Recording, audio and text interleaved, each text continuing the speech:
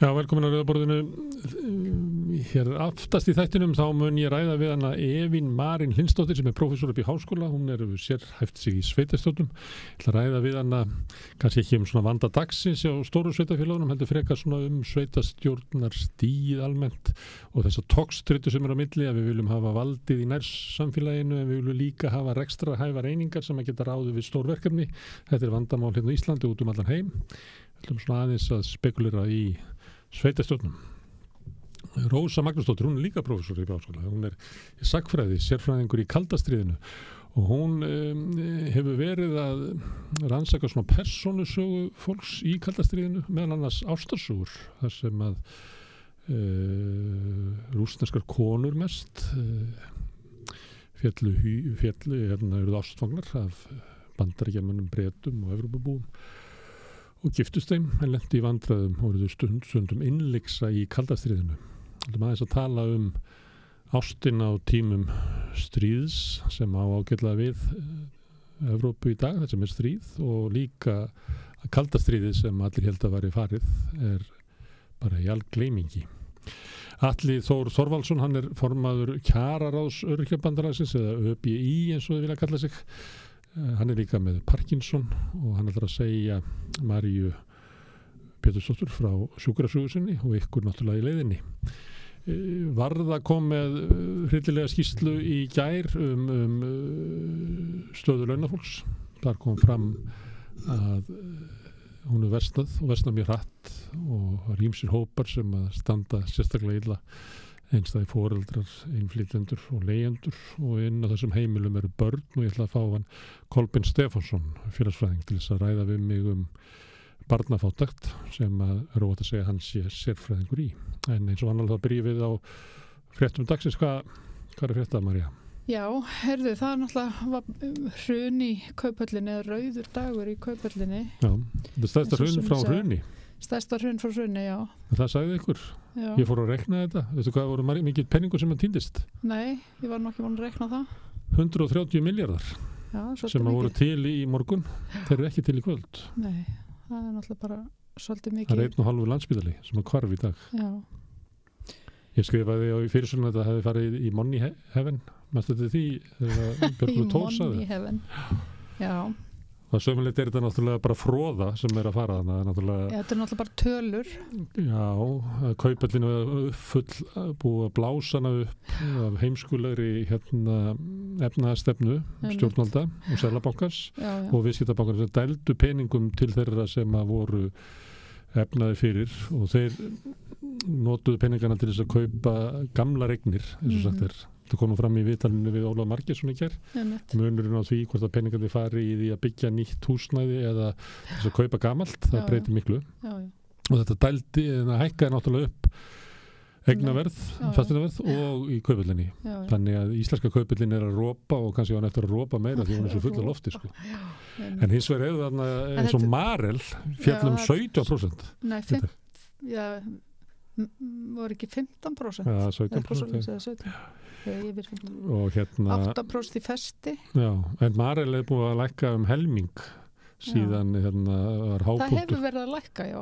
Helming, það helmingverðin. Það eru 366 milljarðar horfir sem að einu sinni voru eigendur Marels töldu sig eiga ekki lengur.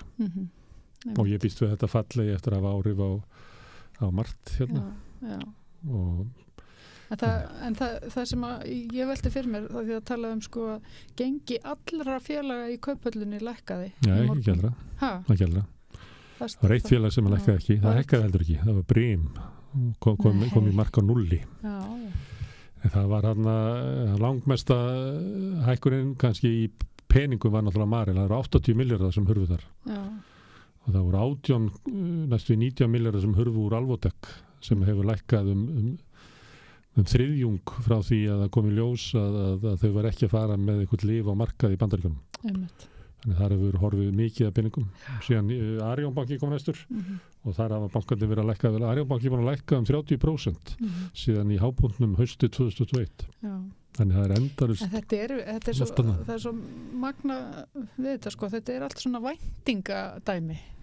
Og það væntingar eitthvað stóðust ekki og þá lækkar. þú veist. Já, þetta svona kannski ef við tækjum fasteignamatt, það byggt á viðskiptum með kannski 3-4% af fasteignunum og þú heldur þá að íbúðin þín kosti 59 milljónir af því að allra aðrar íbúður eru þar og við höfum margkvæmt að segja allt húsnæði á landinu og segja að Íslendingar eiga húsnæði upp á 6.000 milljarða svo lækkar fasteigna verðu 20% og þá segjum við allt inn að 1.000 milljarða bara hörfu þannig í morgun. Þetta svolítið svoleiðis. En svo náttúrulega menn sem að brenna sig sem að tóku lán til þess að við ætla að vera ríkir á því að veðja á hækkun hlutabréfa og síðan lækkar þetta snögglega og þá segir bankin heyrðu það er ekki veð fyrir þessu lengur, þú verður að selja þetta bara núna og það er það sem er örugglega að gerast þarna. Já, nákvæmlega. Það allir þurft að selja einhver veðmál í Marel eða eitthvað og þess vegna.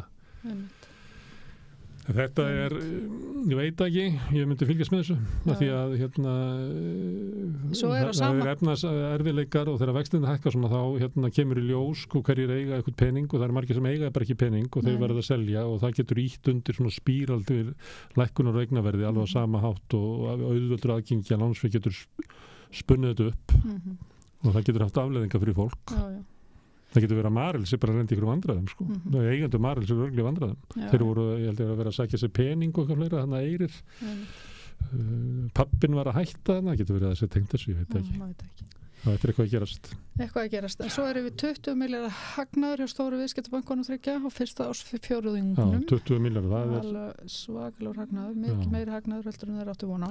Og þeir græða vaxta hækkunum. Já, eins og við verðum margbentir á að þessi með því að halda stýrivöxtum svona háum og þetta tala að þeir verða að vera jákvæðir. Ég sá Ragnar Þór var að skrifa það.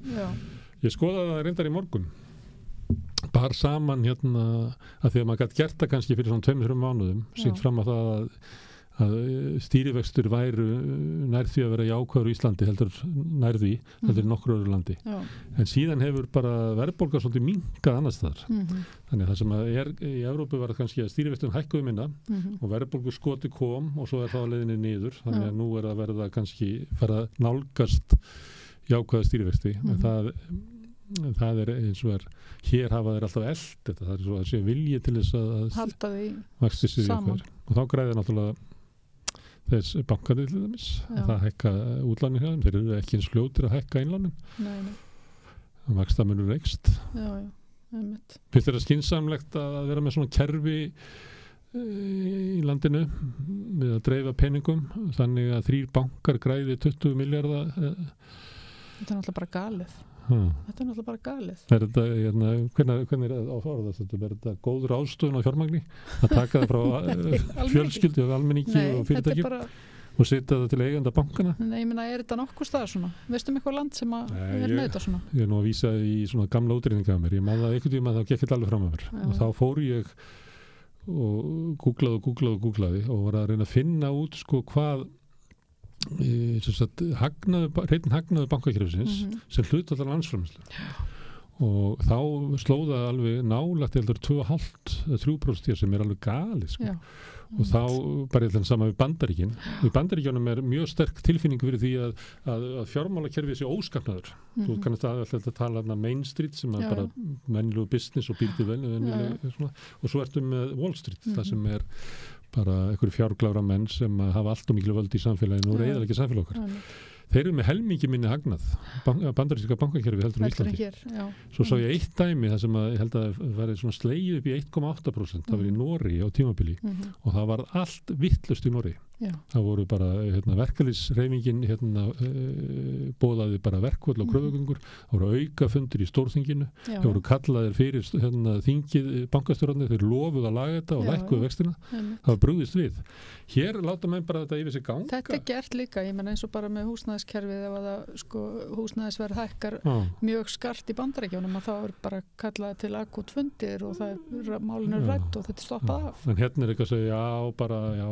ríkja ekki að vasast í bankastarfsemi það er eina sem stjórnmálamenn segja bankakerfið er að ríkið ekki að vasast í bankastarfsemi En hvernig lestu það að nú Þór Óðinn á Viðskiptablaðinu kallar eftir forystuskiptum í Sjálfstæðisflokknum þeir hafa gagnrýnt forystuna þeir hafa gagnrýnt forystuna Þeir eru viðskiptablaðir endalausu, nafnlausu dálkar hjá þeim, Óðinn og Þór og Týr og ég veit ekki hvað það heitir að þeir hafa verið að gagnrýna Sjálfstæðisflokkin fyrir hallan á ríkissjóði og eru eiginlega að segja að Bjarni sé slæmur fjármálaráðherra. Akkurat. Sem ég er alveg saman ég held að Bjarni þetta að fá afleitan dómsögunar sem að bara vera með vesti fjármálaráðherra sem ég held það líka, en við erum samt kannski að horfa á okkur aðra forsendur heldur þeir í Viðskiptablaðinu. Þeir eru með kannski svipað sjónarótt frá hægri eins og kannski segjum og værir ennþá í VG og væri sósíalisti, þá gagnrýnir ríkisstjórnina fyrir það að þú ferð ekkert út úr þessu. En þeir gagnrýna móti hægri mennina, þeir fá heldur ekki neitt. Og þeir kenna, þeir upplifta sem vinstristjórn. Já, þetta er alveg við upplifum þetta sem sótsvarta hægri stjórn. Vandamálið náttúrulega, þetta er eins og svona, hún kemur sér ekki saman neitt. Nei. Katrín og Bjarni eru svona ótrúlega svona leiðileg hjón svona eigum að fara í bíó, ég veit ekki veit ekki hvað mynd við ættum að sjá kannski að fara að heimsækja Stínu frænkuna, ég veit ekki hann ger ekki neitt, sita bara heima. En Óðinn hefur gagnrýnt og verið mjög ákveð Viðskiptablaðið, verið mjög ákveð ég var allt haust með þessi aðdraganda landsfundurins þegar það var að skella á þannig að það hægt að lesa út úr því að vera styðji eitthvað Guðlaug Þór. Þannig að Viðskiptablaðið hefur verið að gagnrýna Sjálfstæðisflokkinn og sérstaklega fjármálaráðherrann sem er formaður flokksins að það væri bara efnahagsstefnan væri bara afleitt og núna segir að það verður að skipta út forystu og sömuleyti er þetta út af velgengni samfélkingarnir í skoðanakönnunum að nú þarf að koma ný forysta og þá má enginn vera sem er í gömlu ríkisstjórninni. Nei, ég meina í forystuflokksins sem að þýðir það er ekki náttúrulega Guðlaugur og það er heldur ekki Þórdís Kolbrún eða nákvæmlega. Og þetta held ég að sé nú fara allir flokkanir að hugsa þetta og við höfum talað það áður að það sé mikil svona undiraldain í framsókn það eru menn náttúrulega og konur mjög óanaði með fylgi, þeir eru múin að tapa þú veist, helmingnum af fylginu sem þeir eru múin að tapa 2/3 af fylginu sem þau Reykjavík, þetta er bara flokkur sem er að tapa allir og þá horfa þeir á Kristrúnu og Kristrún, hvers svona stjórnmálamaður er það? Kristrún er náttúrulega svo sem kemur svona out of the blue hún kemur ekki úr pólitíkinni kemur inn á götunni, þannig hún er eiginlega Macron og Trump sem að kemur svona og það held ég að Óðinn á Viðskiptablaðinu sé að tala á meðan að inn í Framsókn held ég að menn sé að horfa annarkvort á Ásmund Einar eða Lilju en ég held að fara allir flokkanir í að skipta Viðreisn mun gera það þegar allir að fara í aðra kosninga með Þorgerði Katrínu ég held ekki en nú er allir að leita hvar er okkar Kristrún þannig að allir sem eru á fertusaldri ungir og ferskir hafa komið fram eitthvað staðar mestu þegar Guðni var fórseti hann var í einu kasturstætti og stóð sér vel hann er bara fórseti Kristrún kom í þrjá spjallþætti hún er bara leiðin að vera fórseti það er nú fara allir að leita er ekki ykkur í okkar liði sem er að brillera svona einmitt ég held að þetta sé þetta er svolítið spes allir flokkanir fullu hvar er okkar Kristrún einmitt og það verður líka því að með Kristrúnu nú verður sótt að henni frá Framsókn náttúrulega sem er að tapa miklu fylgi og en líka Pírötum og Viðreisn þessi Píratar og Viðreisn sætti sig ekki við að óvinnsætti ríkisstjórnar að fara allar yfir á samfélguna þeir vil ekki vera eitthvað svona hlaupahjól í ríkisstjórn Kristrúnu, það vil vera stórir svo náttúrulega gruna allir að það verði myndur ríkisstjórn Sjálfstæðisflokks og samfélgingarnar Já, nema samfélkingafólk alveg snar tekur fyrir það. Já, ég segi þetta nú ekki oft en þetta er langt í kosningar. En ef maður segir þetta, þá verða viðbröðin, minni mig á eitt. Það var þegar maður sagði eftir kosningarna, eða í aðdraganda kosningarna 2017, að það myndi vera ríkisstjórn VG og Sjálfstæðisflokks. Þá verður VG-liðar algjörlega brjálaðir. Já, það er að því það er ekki stuðningu við að úr grasrótinni eða kjósendana. Kjósendunum vilja það ekki. En samt veit allir að þetta er að fara að gerast. Já, veit allir. Mér fannst það einhvern veginn, ég var alveg vissið þetta hann að 2017. Ég taldi að svo er það ekki þess að það var viðtal eftir að ríkisstjórnin springur. Ég bara trúði ekki að það myndi gerast fyrir en bara maður fór að hlusta á stjórnar viðræðurnar og viðtölum við Katrínu í kringum það sko. Miklu fyrr. Þetta þegar ríkisstjórnin springur Bjarna Benediktssonar, þá boðað til kosninga með alveg fáránlega stuttu fyrirvara. Ég held að það bara verið 5 vikur eða eitthvað sem eiginlega bara það enda Danirnir eiga til að gera þetta með skömmu fyrir það og Bretarnir gera þetta með skömmu fyrir það. Þetta var minni fyrirvar hér, algjörlega úr takti við íslenska hefð og hann hefði aldrei fengið þetta í gegn nema hafa náð samkomulagi við leiðandi stjórnara og það var viðtali, mann ekki hvað það var í kvöldfréttunum þar sem hann að tilkynna og svo Katrín spurði eftir og það segði bara, já, góðan daginn. Þau eru búin að ákveða að mynda ríkisstjórn og þá var VG ennþá eitthvað nála 20%, 24-5% og þau geta myndað 2 flokka ríkisstjórn en svo þegar fara að líða kosningum og þá minnkar fylgi VG af því að þar inni var kannski að þetta óánægju fylgi sem að flakkar út allt þannig að þau náðu ekki þess vegna tókuðu fram svona ræfileg með sér inn en mér fannst þetta að vera augljóst allan tíman en viðbrögð VG-liðana voru þannig að maður svona kannski fór og fekk sér kaffi og tannburstaði sig og kíkti svo aðeins inn á Facebook og þá bara réðust ráman alveg bara fóks ílir frussaðist alveg reiðin að nefna þetta hvernig dirfist að nefna þetta Herðu, næsta mál BSB og leiði verkfall Já, hvernig veistu það? Mér finnst það bara gott sko Hressilegt, já Mér finnst bara frábært að það sé ekki bara Efling sem að fara í verkfall og BSB bara verður náttúrulega standa fyrir sínu líka. Ég held að þetta síni óánægju fólks bara með stöðun almennt sko. Ég held það líka. Þú verður að fara í verkfallarna út af afturvirkni upp á 2-3 mánuði sem að undir þessum venjulegum árferði, ég veit ekki hvort það myndi að fara í verkfall sko. Nei, nákvæmlega. En ég held að bara óánægju sem svo rosalega mikið. Já, drópin, það er allir dróparnir búin að fylla alla mælana. Já, ég held það líka. Og kennararnir eru ekki búin að semja. Nei. Ég held að kennararnir fara í verkfall. Já. Finnst það ekkert ólíklegt heldur. Já, málið er það að kannski gat villi skrifa undir þennan samning í nóvember þegar efnahagsáhrif voru en núna hafa bara versnað og versnað. Það hefði ekki verið séns í dag. Ég veit ekki hver á að geta skrifa undir þennan samning í dag. Engin. Þannig að Ég held að það sé það. Já. Herðu, það er búin að vera fréttir í allan dag af Kötlu. Katla er ekki gjósa. Það er fyrsta setningin í Rúfildi. Katla er ekki gjósa. Það eru bara harðir jarðskjálftar og jarðhræringar en þeir telja þetta sé nú ekki gosórói. Það gæti samt verið. Gæti samt verið, já. Þeir vita það ekki. Ég held að hann sagði eitthvað, eitt jarðfræðingur sagði eitthvað, Katla mun kannski ekki gjósa í dag. Nei. Kannski. Kannski. Þeir eru samt vara fólk við að vera ferðin eða ná eitthvað svona. En það getur verið svakalegt þegar hún gís. Ég veit það er náttúrulega bara við munum það ekki. Svakalegt. Var ekki 1918? Nei, hvernig var það? Jú, var það ekki þá? Já, Nei, man það ekki. Já, maður bara til frímerkinu. Hvað er gósi? Já, einmitt. Já. Og það var það var, ég man eitthvað tímann, sagði mér ykkur að badskýrt Katla. Já. Og það var, fólk sagði bara hvað? Í fyrsta skipti þá eða eitthvað svo. Já, frá gósinu sko. Þetta er svo mikil ógn. Eftir gósið, já. Þetta skýra barnið Kötlu. Já. Það minnir mér þegar ég var bara gate to hell. Ég kom frá Evrópu til Afríku að sækja sóli. Já. Og keypti svona orm. Já. Sem í staði fyrir bánsa. Já. Það voru margir sem bara hvað er að gefa barninu orm? Snák. Já. Það eru náttúrulega hættulir í Afríku sko. Já, það er ekki sem bitin að snák á Íslandi. Nei, þau skildi ekki þessum hvítingja sem að setja snák í vögguna hjá barninu. Herðu, já. Selenski fréttir og Norðurlöndin.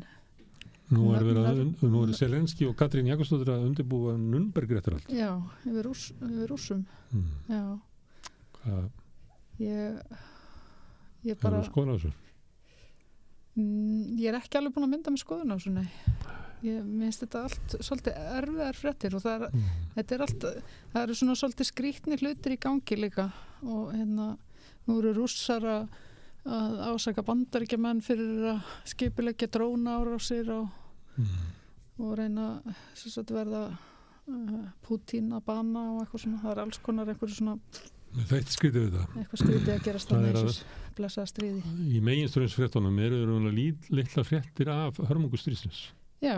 Heldur það meira að minna svona Selenski að hitta þennan og hinn og Pútín að tala við þennan og hinn eða ekki tala við hann eða. Það er sem sé ekki vilji í meginströmmnum að sína okkur anstigð styrjaldarinnar. Nei, Einmitt. Ég held að það sé... Það svolítið rétt. Það var gert svolítið svona framan af, sko, en svo Við verðum ekkert varfið venjulegt fólk. Nei. En það er þetta að gera það svona, ég sé að það eru nokkri sem hafa mikinn áhuga á stríðinu og eru að dreifa þessu á samfélagsmiðlum. Það eru fréttir af þessu. Svona hörmungar stríðsins. Einmitt. En mér finnst þetta áhugavert. Þetta er eiginlega, það er bara alltaf einhverju svona hersöðingjar eins og Zelenski, náttúrulega. Einmitt. Sem eru sýnilegir en einhvern veginn. Það verður eiginlega ekkert varfið stríðið.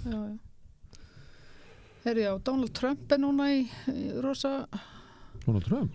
Já, vandræðum held ég, enn nýjum vandræðum út af kvennamálum. Nú er verið að kæra hann fyrir... Rosalega eru konunnar eitthvað æstari en Donald Trump. Nei, það er eins og sé verið að sko ráðast á hann úr öllum áttum einhvern veginn. Það er eins og sé svona einhver maskína að reyna að taka niður hér og hér og hér. Kannski er það vegna þess að það er hluti af ekki það, ég ætla ekki að þræta fyrir það að hann hefur pottitt verið hrikalega árásargjarn gagnvart konum í gegnum tíðina. Hann er það, hann stæri sig að því. Já. Ég misti þessu frétt. Ég sá aðra fréttir skrifa reyndar eina frétt Bandaríkin, hneyksli sem að skekja Hæstarétt. Já, einmitt. Þar er hann Akkurat. Það er svona hleðst margt upp. Já. Það er sko því að það sem gerist núna er allt í einu hrapar traust á Hæstarétti í Bandaríkjunum sem hafði alltaf haldist miklu ofar heldur en þinginu og framkvæmdarvaldinu, forsetanum. Já. Og það eru ýmsar ástæður fyrir því. Það byrjaði að minnka þarna þegar að Trump, vinnuðinn. Já, vinnuðinn. Setti inn 3 sótsvarta íhaldsmenn inn. Akkurat. Og svo snéruðu við dómnum Roe versus Wade. Já. Og svo er það núna Clarence Thomas, maður stöttur honum. Hann er hann í Hæstarétti. Já. Við mann ekki hvað, allir Bush hafi ekki skipað hann. Jú, ég vil það. Hann kemur í ljós að hann er að þykja gjafir frá einhverjum auðkýfing sem er svona einn af máttarstólpunum í íhaldshreyfingunni þarna. Já. Einhver maður sem heitir Harlan Crow. Hann er meðal annars þegið hús fyrir móður sína. Já. Og alls konar málverk af sér. Og svona styrki til þess að aðrir máli á hann mynd og svona allt hégumlegt svolítið. Já. En þá þýðir það að traustið á dómskerfinu að minnir út í Bandaríkjunum sem byrja traustið á dómskerfinu.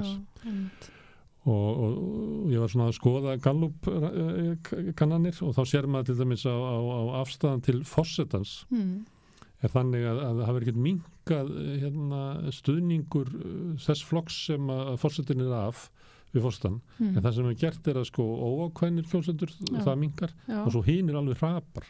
Það er það sem að dregur þetta niður. Og það sama með þingið. Og núna er þetta búið að gerast í Hæstarétti. Þannig að þeir sem eru ánægð með Hæstarétti eru bara íhaldsmenn sem að líta á þessi sinnrétt, en aðrir líta á Hæstarétti sem óvinsinn. Og þetta er svona dæmi um það hvernig stjórnmálinn svona grafa undir trausti á stofnunum.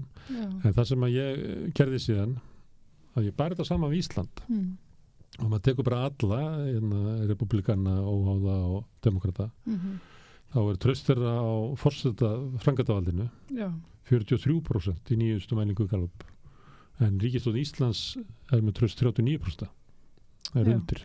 38% Bandaríkjamanna treysta þinginu en bara 25% Íslendinga sínu þingi. Og 47% Bandaríkjamanna treysta dómskerfinu og það er bara skrifað um það í blöðunum eftir stórum málunum í Bandaríkjunum, en það er bara 37% Íslendinga. Og enginn segir neitt. Enginn segir neitt. Nei. Þannig að við erum mjög auðvelt með að tala um Bandaríkin eins og bara svona hálf fallið lýðræðisríki, að það sé bara virki ekki og það sé allt og lítið traust almennis á stofnunum. En við erum mikið verri í alla staði erum við mikið verri, alveg sem við vorum að tala um áðan varandi bara fjármálmarkaðina og hversu mikið bara auðsöfnun og frelsi fjármálamarkaðana. Það er náttúrulega meiri ójöfnu í Bandaríkjunum. Já, en þú veist, bara frelsi frelsi auðsins í rauninni á Íslandi er meiri samt í rauninni. Þeir borga hærri skatt í Bandaríkjunum. Já, meiri svo. En það eru fleiri sko leiðir til þess að komast hjá því. Já. Að manni skilst. Það segja oft þeir sem að vilja verja lága skatta í Íslandi. Já. Að það séu svona göt í þessu. En það náttúrulega og það verður að linna hérna sko, að hérna séu fyrirtækjaskattur lægri heldur í nágrannlöndunum, fjármagnstekjuskattur lægri en í nágrannlöndunum. Þessu verður að linna sko. Við getum ekki verið að við Íslendingar eigum einhvern veginn að púkka meira undir okkar auðvald heldur en sko hérna þjóðir sem að eru með sko svartasta auðvald heimsins sko. Ég bara veit ekki alveg á hvaða leið Íslendingar eru. Herðu, hjólhýsabúar skora á Reykjavíkurborg að hjálpa íbúum í hjólhýsastæðunum. Já, hann orðið til lítið félag. Já, orðið svona félag. Þetta kallar þessi hjólabúar. Já. Gerði sem hefur í mörgum viðtölum býr í húsbíl. Einmitt. Hún hérna hittar daginn, hún var kjörinn formaður helgina. Já. Og þau ætla að berjast fyrir sínum hagsmunum. Við styðjum það. Hún segir að valdi miklum kvíða að fá einungis tímabundna leigusamninga. Það svo þú fengir bara heimilið, þú fengir bara að leigja viku frá viku. Já, einmitt. Þetta er hött. Þetta er út í hött. Að því, leigusamningur íbúana rennur út núna 15. maí næstkomandi og þá að vísa þeim af svæðinu nema Reykjavíkurborg, eða sérst á þess að Reykjavíkurborg hefur fundið eitthvað annan samastað fyrir það. Þannig að það er bara verið að senda fólk á vergang. Stuðum hjólabúa. Já. Jóna Fanney sem að, ég veit, eins og var hún bæjarstjóri á Blönduósi. Einmitt. Já, hún var kjörinn formaður leiðsagnar, feldi sitjandi formað. Já. Friðrik Rafnsson sem er þjóðþekktur þýðandi þýtt held ég Kundera. Já, allar Milan Kundera. Já. Einmitt. En það var kosningi, ég sá nú ekki hvað var atkvæðamennurinn, ég sá að Friðrik var að þakka fyrir sig og sagði Jóna hefði fengið ívið fleiri atkvæði. Já. En þetta er náttúrulega merkilegt félag, en þetta er svo vaxandi. Já, einmitt. Og kannski þú þessi fólk svona milli mín og þín. Já. Ég held að við verðum meira varðið þetta því að rosa margir svona á okkar aldri sem hafa farið út í. Já, vera leiðsögumenn. Já, einmitt. Þetta er eina leiðin fyrir fólk sem að missi vinnuna eftir 50. Já. Það er eina leiðin að fara að vera leiðsögumaður. Ég veit það. Það er kannski aðeins tengt þessu, hérna ferðamannabransin, þetta er kannski enda á einni frétt sem ég er enda að meina píratafrétt. Nú? Já. Viltu segja hana á undan? Nei, ekki ef að segir hana í lokin. Já, ég ætla að tala hérna þvagstippuna á Djúpavogi sem að enginn vill taka ábyrgð á. Nú er náttúrulega bara ferðaþjónustan búin að vera í blúsandi vexti hérna síðustu ár. Og pissa allir á Djúpavogi úti. Og ég man þegar var rosa umræðu þetta að það er að fara að smíða klósett og eitthvað svona út allt. En það hefur ekkert verið gert nema kannski sumstaðar og farið að rukka inn á bílastæði sumstaðar og svona einhverja fossa og eitthvað. Þetta er ekki alltaf falla klósett. Ég man þegar ég opnaði dyrnar nálægt Dettifossi. Ég bara sé eftir ég hafa munið eftir þessu. Já. Þurrkaði það bara út.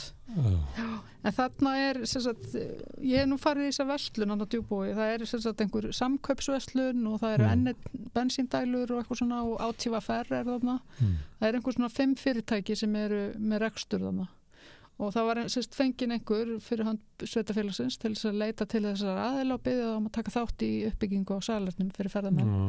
Því þegar allt er lokað á nóttunni. Og hænan sagði ekki ég. Já, já, hinir sagði sko ekki ég. Hvað var það, hundurinn og svínið? Já, það sagði allir ekki ég.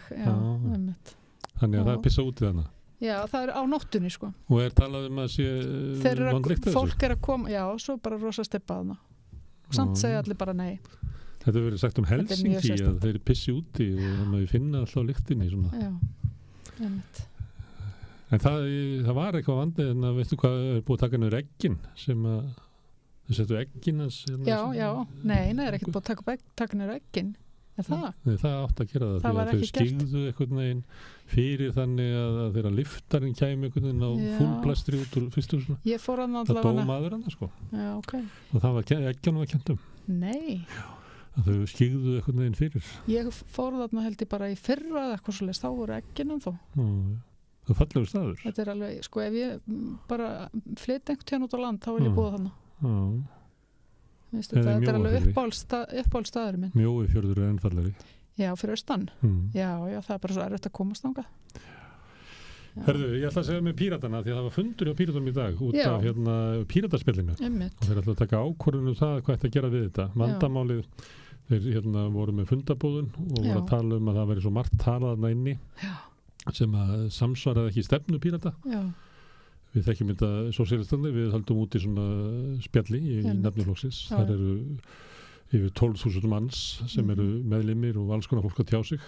Það eru rúmlega 3.000 manns í flokknum, þannig að flesti sem eru að tjá sig inn í sósíalistaspjallinu eru ekki sósíalistar. En þar koma líka oft og orðið alltaf meira, það kemur svona fólk úr öðrum flokkum sem hefur enga vettvang lengur til þess að tala um.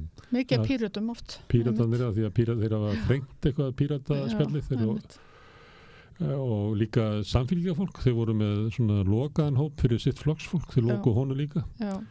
En þetta var í boðuninu var sagt að þarna væri sagt ýmislegt sem að væri ekki rétt. Meðal annars hefði ykkur haldið fram að hungursneyðin í Úkraínu hefði ekki verið þjóðarmorð. Sem bara sólít afstæða, það deiltum þetta í sakfræðinu út allan heim. En Píratarnir, þeir vilja ekki hafa þetta og þeir alltaf eitthvað velta fyrir sér. Og svo hlaupunum inn þá sá ég að það var eitthvað að spurja hverju var niðurstaðan og þá svarar Björn Leví, samþykkt var á fundunum að setja í kosningu að fella burt samþyktur og reglur Pírataspjallið úr stefnu Pírata. Þannig þeir að kljúfa Pírata frá spjallinu. Ég veit ekki. Þetta kemur stundum upp hjá okkur sósíalistunum. Það var eitthvað að skammast yfir því eitthvað sem eitthvað skrifaði hana. En við höfum alltaf bara sagt, þetta er bara opið og það bara er mjög mikilvægt að halda opnum samræðu. Ég held að sé líka verða flestum ljósara að við verðum einhvers staðar að hafa opið eða hvað, erum við á því að ég bara ritskoða?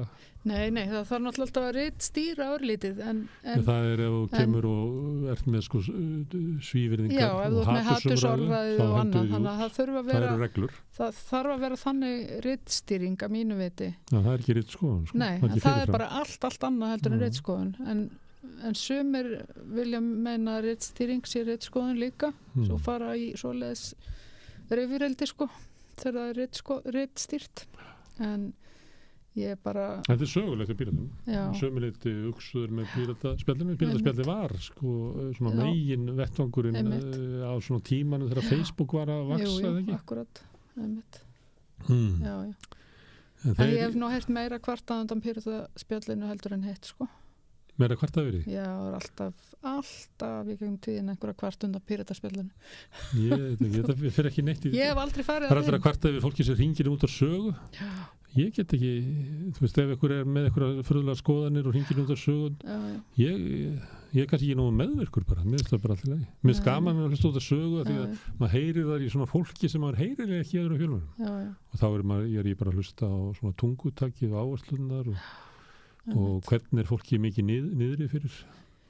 Sumir get ekki sagt skoðunum sína nema við alveg bara helst að byrja í borðið. Með einhverju trukki. Og það er bara alveg upp á þannig heimili. Þá er við líka með að segja bara ég er ósammála Bjarna Benediktssyni í þessari ákvörðun sinni. Vill ekki segja það, heldur segir eitthvað þá að taka Bjarna Benediktsson og gera það niður hann og raskja hann.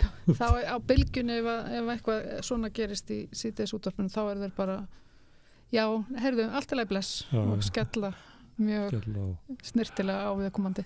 Þau eru með opið tíma í Reykjavík síðdegis og líka bítinu svona annars lagið. Rúf er ekki með neitt svona? Nei, ég held ekki. Mér finnst þetta í Evrópið Ég sé ekki við hvernig það verið að verja. Nei, einmitt. Hver er er það þannig að við verðum ekki glöð einhvern veginn fyrir að síðasti maðurinn hefur losað sig við vittlausa skoðun? Já, það er svolítið. Það mun aldrei gerast. Nei, það mun aldrei gerast. Það var eitthvað að fæðast núna sem að mun hafa vittlausa skoðun. Og fólki getur alveg þótt þetta þreytandi og leiðilegt, en það er ekki það að maður sagt að það þurfa að skrúa fyrir það. Nei, það má Sumir er náttúrulega óþolandi eins og fulli kallinn á 17. júní og og það er spurning líka hvað og eins og sósíalistar þurfa náttúrulega bara líka ákvæði nenna þeir að halda út í einhverju sem að öllum finnst alltaf leiðilegt eins og Píratar hafa verið að gera virðist vera. Það voru margir sem notuðu þetta Já, en ég er samt að segja skilur það er alveg hægt að ritstýra og svona á einhvern hátt á þess að ekki með þessa vælikvarða að það er sagt eitthvað það sem þeirra kvart yfir það var eitthvað sem skrifaði inn á Pírataspjalli sem er opið spjall og efaðist að væri hægt að túlka þessa úrskurða að þessi hungursneið hafi verið þjóðamorð. Það að ásetningun hafi verið það að drepa þjóðina. Og þetta bara deilumál sem bara þekkt í sagnfræði. Hellinga sagnfræðingur sem skrifa ekki undir þetta. Já, þetta náttúrulega bara rosa og svo skrifar eitthvað þetta. Ruglmál. Já, og þá vilja píratarnir að bara loka spjallinu að því að það má ekki segja þessa skoðun.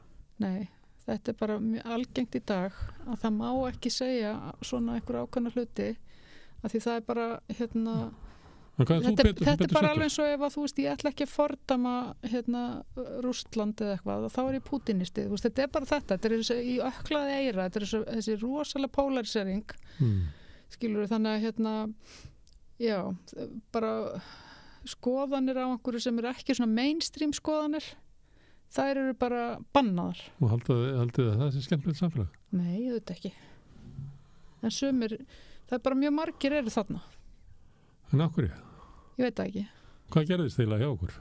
Ég veit það ekki, Smári. Og þetta er bara eins og ég meina, þú varst í bítinu fyrir nokkrum dögum og þar er verið að saka þau að vera búa til að kynda undir ójöfnuða því að þú hefur aðra sín. Það er bara svona, ég sagði á móti hann væri að reyna að sannfæra þá sem hefðu það slæmt að þið hefðu það gott.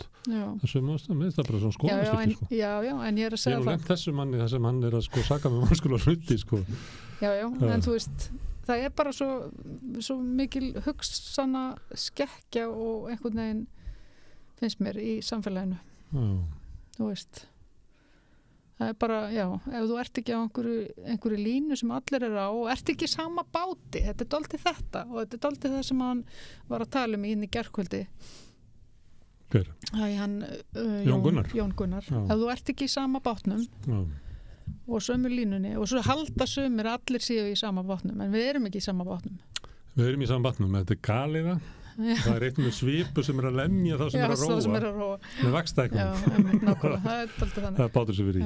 Herðu, við leysum ekki öll hreinsum mál hérna. Nei, en við ætlum að reyna það samt. Meðal annars ætlum við að reyna að skilja betur fátækt barna og fáum hann Kolbeinn Stefánsson til þess að hjálpa okkur til þess að átta okkur á umfanginu, skaðanum og kannski hvað er þetta að gera. Þetta er augnablik. Er rétt að greiða lágmarkslaun fyrir hámarksábyrgð? Til að manna mikilvægustu störfin þarf mannsæmandi laun. Efling stéttarfélag. Samstöðin er í eigu hlustenda, áhorfenda og lesenda. Þú getur átt samstöðina ásamt öðrum félögum í Alþýðufélaginu.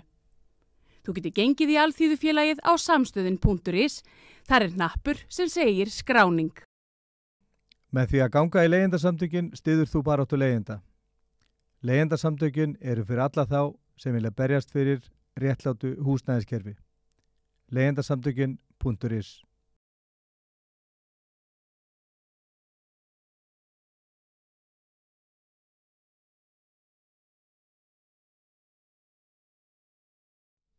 Já, eins og við höfum fjallað að þá kom skýrsla eða rannsóknar niðurstöðu Vörðu, rannsóknarseturs ASÍ og BSRB í vikunni og voru hörmulegar í stuttu máli. Það er lífskjör launafólks hafa hraðversnað og þeir hópar sem að verða helst undir afleiðingum af aukinni verðbólgu og veiku velferðarkerfi eru einstæðir foreldrar, leigjendur, innflytjendur og þetta er á heimilum sem auðvitað eru til það sem eru börn og til þess að ræða, við ætlum að ræða hérna svona næstunni einstaka hópa sem að reyna átt okkur á því hvað veldur því að staða þeirra er svona veik, hvort það sé vegna þess að launin séu og lág eða velferðarkerfi og veikt eða hvað það er.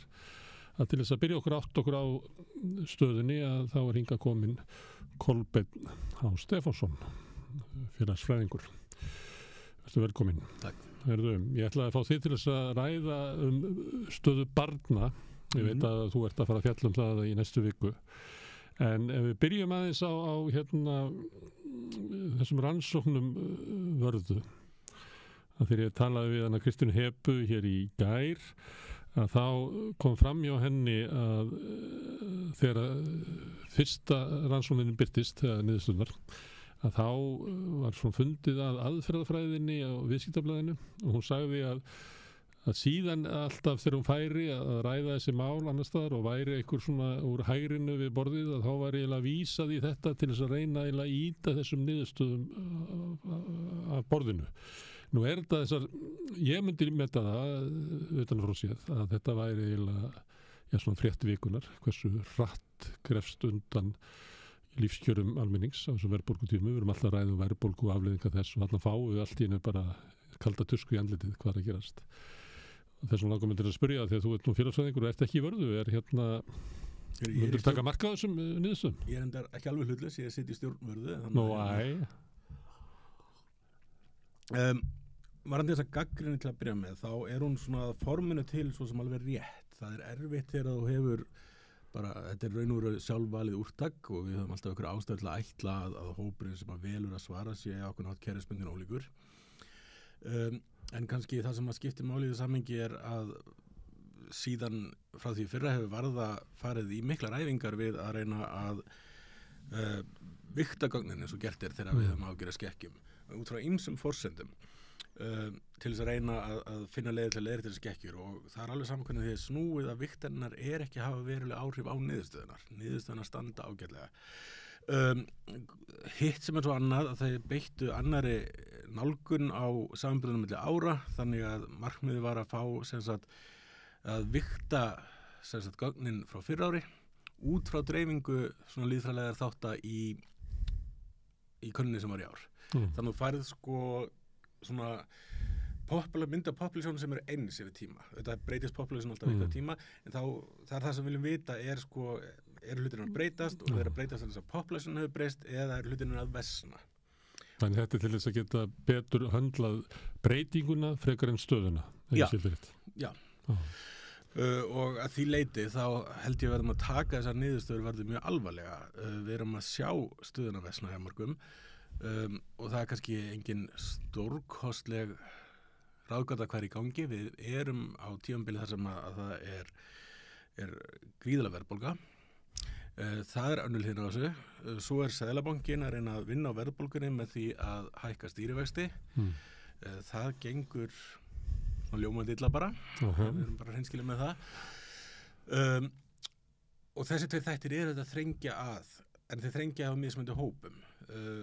Já, og sína raunverulega veikleikana í velferðarkerfinu. Því það eru þeir hópar sem er að koma illa út, eru þeir hópar sem eru ákveðin kerfi sem eiga að grípa eins og einstæði foreldrar. Það ætti að vera barnabætur og það ætti að vera ólík gjaldskrá. Það eru ýmislegt verið í gennum tíðina verið notað til þess að bæta stöðu þeirra. Það er nefnilega málið og það sem gerist til dæmis þegar að verðbólgan fer upp er að hún hittir okkur svo sem öll hlutfallslega eins en fólki sem er með lágartekjur, það er auðvitað þeirri stöðu að það hefur ekkert svigrúm til að bregðast við. Það getur ekki staðið af sér. Það getur ekki staðið af sér. Svo fáum við stýrivaxtahækkanirnar og fyrir það fólk sem er með óverðtryggðu lánin. Þá skila það sér strax í aukinni greiðslubyrði og ef við horfum bara á þetta þá til dæmis fólk með ungbörn, þetta aldurstímabil svona 25 til 35 ára þegar fólk þar að komast í þakki yfir höfuð, eignast börn, er ennþá svona yngri hluti foreldrakynslóðarinnar. Já, og það er líka á þessu stað þar að komið sér fyrir á vinnumarkað, það er ekki komið alveg á svona stað sem það endar á og þetta er hópurinn sem er líklegur til þess að vera með töluverða byrði af húsnæðisskuldum og ef það eru ekki með verðtryggð lán þá skilar þetta sér beint í lífskjara skerðingu. Það er bara verið að taka gríðarlega summur út úr heimildarspókhaldinu og við kannski setjum það í samhengi við kjarasamningarna sem voru gerðir sem sagt svona mótilinn sem var sett upp þennan síðasta haust í samningi í starfsgreinasambandsins og SA þá er þannig gríðarlega fjöldi fólk sem kemur sér saman og semur hækkun sem að nær ekki að halda í við kaupmáttarrýrnun. Fyrir sjáanlega mun halda ítendur áframhaldandi kaupmáttarrýrnum af því að það var verðbólguskeið og ljóst hvað væri framundan. Þannig að ef við horfum til svona lengri tímabil þá var þetta slæmur samningur. En þetta voru sjálfu sér ekki neina gigantískar hækkanir. ekkert fyrir marga á móti peningunum sem að svo lítil nefnd hjá Seðlabankanum tekur beint aftur út af heimilinu í þá verðbólgu markmiða. Ég hef aðeins verið aldrei hugsa yfir þessu með sko, stýrivextina. Þannig að við vitum að stýrivextir því hærra hlutfall fólk sem með verðtryggð lán því minni áhrif á stýrivextir á eftirspurn í hagkerfinu. Af því að það bara veltist aftan á lánið og við höfum ágjörð því þegar við erum eldri. Síðan það líka þannig eins og hefur komið fram þegar við erum að ræða við seðlabankastjóra og fjármálastjóra líka og forsætisráðherra og alla bara þegar það spurt þennan hóp sem þú ert að lýsa sem eru með breytilega vexti á óverðtryggðum lánum. Hvaða ráður á að gera fyrir það fólk og þá sagt að bankarnir hjálpa þessu fólki og það sem bankarnir gera að það hjálpa fólki með því að henda greiðslubyrðinni aftur fyrir lánuna. Þannig að raunverulega virkar það eins. Þetta er bara eins og verðtryggingin. En það er líka svo hinliðin á þessu það að stýrivaxtahækkanir hafa náttúrulega líka áhrif á fjármagnskostnað fyrirtækja. Fyrirtæki eru með mjög hátt hlutfall af sínum skuldum oft í skammtíma lánum. Og þetta náttúrulega spreytast bara beintinni og það fer að þaðan svo aftur út í verðlagið. Þannig að maður velti fyrir sér, eru þessar stýrivaxtahækkanir hreinlega að ýta undir verðbólguna. Það hefur verið haldið fram. Þannig að þessi þættir saman eru náttúrulega að þrengja gríðarlega að heimilum og kannski sérstaklega mikið þegar saman kemur að heimilum banna. Og ýtir undir sko verðbólguvæntingar, það hefur líka verið haldið fram. Svo er það. Íti undir þá tilfinninguna hér verði mikil verðbólga langa tíma. Herðu, en spurningin var, myndur þú treysta niðurstöðum vörðu? Ef það takkit alvarlega? Ég geri það, já. Ég held... Og þú ert að vasast því svona gögnum allar daga, eða ekki? Jú. Ég held að með allt sem við veitum þá er þetta í samræmi við þær stærðir sem við þekkjum í hagkerfinu. Það er ekkert annað sem að kemur óvart í ljósi þeirrar stærða. Og þetta er kannski nýjasta og þetta er svona, hvað er þetta kanarfuglinn í námunni. Þetta er fyrsta aðvörunum þetta er að gerast. Og þetta er aðvörun, þetta er eiginlega svona blikkandi ljós. Þetta er blikkandi ljós. Að efnastefna stjórnvalda og Seðlabankans er að keyra niður lífskjör þeirra sem standa veikast í samfélaginu og þá eru ekki að tala sko, þau sem eru 5% neðst eða 10% neðst, þau erum að tala bara þriðjung og upp í helming launafólks sem að lenda bara í vandræðum. Ég er ekki vissum að það sé hægt að líta á þetta sem stefnu stjórnvalda. Ég held að stjórnvald hafi oft mjög óljósa hugmyndum nákvæmlega hvað þeir eru að gera og hverju afleiðingarnar eru. Það er stefna, sko. Já, það má líta að þannig. Það er ákveðin stefna, sko. Mér finnst oft stefnumótun byggja mjög einföldum forsendum og almennu þekkingarleysa stærðunum sem að er verið að vinna með, sko. Já. Þetta er afleiðing af aðgerðaleysi, þetta er afleiðing af viðbragðsleysi og það er ekki eins og stjórnvöld hafi ekki fengið viðvaranirnar frá verkalýðshreyfingunni og fjölda stofnanna og fólks út allt, sko. Já. Herðu, en inn á þessum heimilum eru börn. Hvernig, ef að þú ættir að útskýra fyrir mér hversu útbreitt fátækt er meðal barna, hversu alvarleg hún er og hvar eru þessi börn? Sko, ég hef verið að vinna núna undanfarið upp úr skráagarnum frá Hagstofu Íslands. Það er ég með upplýsingar alla sem eru skráðir með búsett á Íslandi við lok árs frá 2000 til 2021 og er að skoða þróun yfir tíma og almennt séð yfir þetta tímabil, sérstaklega eftir 2012 er þróun frekar jákvæð. Lágtekjuhlutföll barna lækka, börn sem sagt er að staðir að batna með aðra aldurshópa og svo erum við að horfa á líka dýpt fátæktar börn búa heimilega sem er ekki eins djúpt í fátækt og aðrir sem er til lágtekjumörkum þannig að svona heildina fram að 2021 hefur myndin verið að þróun hefur verið í rétta átt fyrir okkur það er kannski það sem að gerir núna við höfum engin gögn sem að gefa þessa heildarmynd hins vegar, en við sjáum þetta gerast í gögnum hjá Vörðu er að þannig erum við allan að horfa á stóran hluta vinnumarkaðarins og allan þorra láglaunafólks sem að það er ekki lágtekju fólks, þannig ekki öryrkjarnir inni, það var gerð sérstu konunum þá. Já, en sem sagt svona út frá því þá vitum við það að hluturinn er vesna, við vitum ekki nákvæmlega hvernig það er að spilast út en það sem að eins og kannski staðan var 2021 þá er þetta börn einstæðra foreldra og það sem að sem sagt með því að nota skráagarn frekar heldur en til dæmis úrtaksrannsókn eins og Evrópsku lífskjararannsóknina þá fáum við skýrar mynd af innflytjendunum því að svörin þeirra í könnunum miklu lægri. Já, það hérna næst ekki í þá. En þeir eru eins og skráður í skrágörnum. Og þá sjáum við það að börn sem eru innflytjendur sem að fættust erlendur svo báðu fóruð erlenda en fluttu til Ísland sem börn, þeirra staða er sérstaklega slæm. Hún er svona pari við einstæða fóreldrana og svo kannski koma eftir þessi önnur kynslóð innflytjenda og svo börn sem eiga fóreldra sem eru öryrkjar. Þannig að þetta er kannski svona stóru póstanir í þessu. En svo eru þetta líka mjög skýrt samhengi á milli menntunar fóreldra og hérna hlutfalls undir lágtekjumörkum. Það er 1 af hverjum 5 barna sem á fóreldra sem hafa mest lók í grunnmenntun undir lágtekjumörkum en bara 6% þeirra sem eiga fóreldra sem hafa lók í framhaldsmenntun og háskólastigi. Og endurspeglar kannski stöðun á vinnumarkaði. Hún bara þarna fá hana beint í gegn sko. Þetta eru lágtekjuhópanur á vinnumarkaði er þannig. Okay. En hérna hvað getur þú sagt hvaða eru mörg börn á Íslandi sem að búa við fátækt? Ég er svo sem ekki minni nákvæmum tölu sem ég myndi vilja setja endilega fram því allar fátæktarmælingar eru pínu flóknar og hitt ekki alveg á viðfangsefnið og það er kannski líka að mér finnst stundum umræðan fara í það að það er búin til stríðsfyrirsagnir að svona og svona mörg börn búið við fátækt út frá einhverju tiltekinni mælingu. Ég er ekki viss að þetta sé endilega hjálplegt í umræðinni. Ég held að það sé gagnlegra að horfa á þessar vísbendingar sem við höfum eins og lágtekjumörkin og aðra mælingar mismunandi gögn og bara reyna að sjá hvar eru þessir hópar sem að kreppir að. Og við sjáum þetta að verður samsvars með það að börn sem búa heimilum þar sem að byrjum börn innflytjenda og börn einstæðra foreldra er að koma í úr þessar könnun sem er í mjög samræmi við skrágörnin. En það sem að varða hefur umfram er kannski það að varða er með mælingu sem er tekið núna bara í vor sem að gefur þetta er fyrsta skýra vísbendingi sem við fáum afleiðingar verðbólgunar og stýrivaxtahækkana. Þannig að þú vilt ekki hjálpa okkur í því að átt okkur á svona umfanginu að vera með bekkjarmynd með 25 börnum. Hvað væri erum við að tala um að séu 2 börn eða 5 börn sem að væru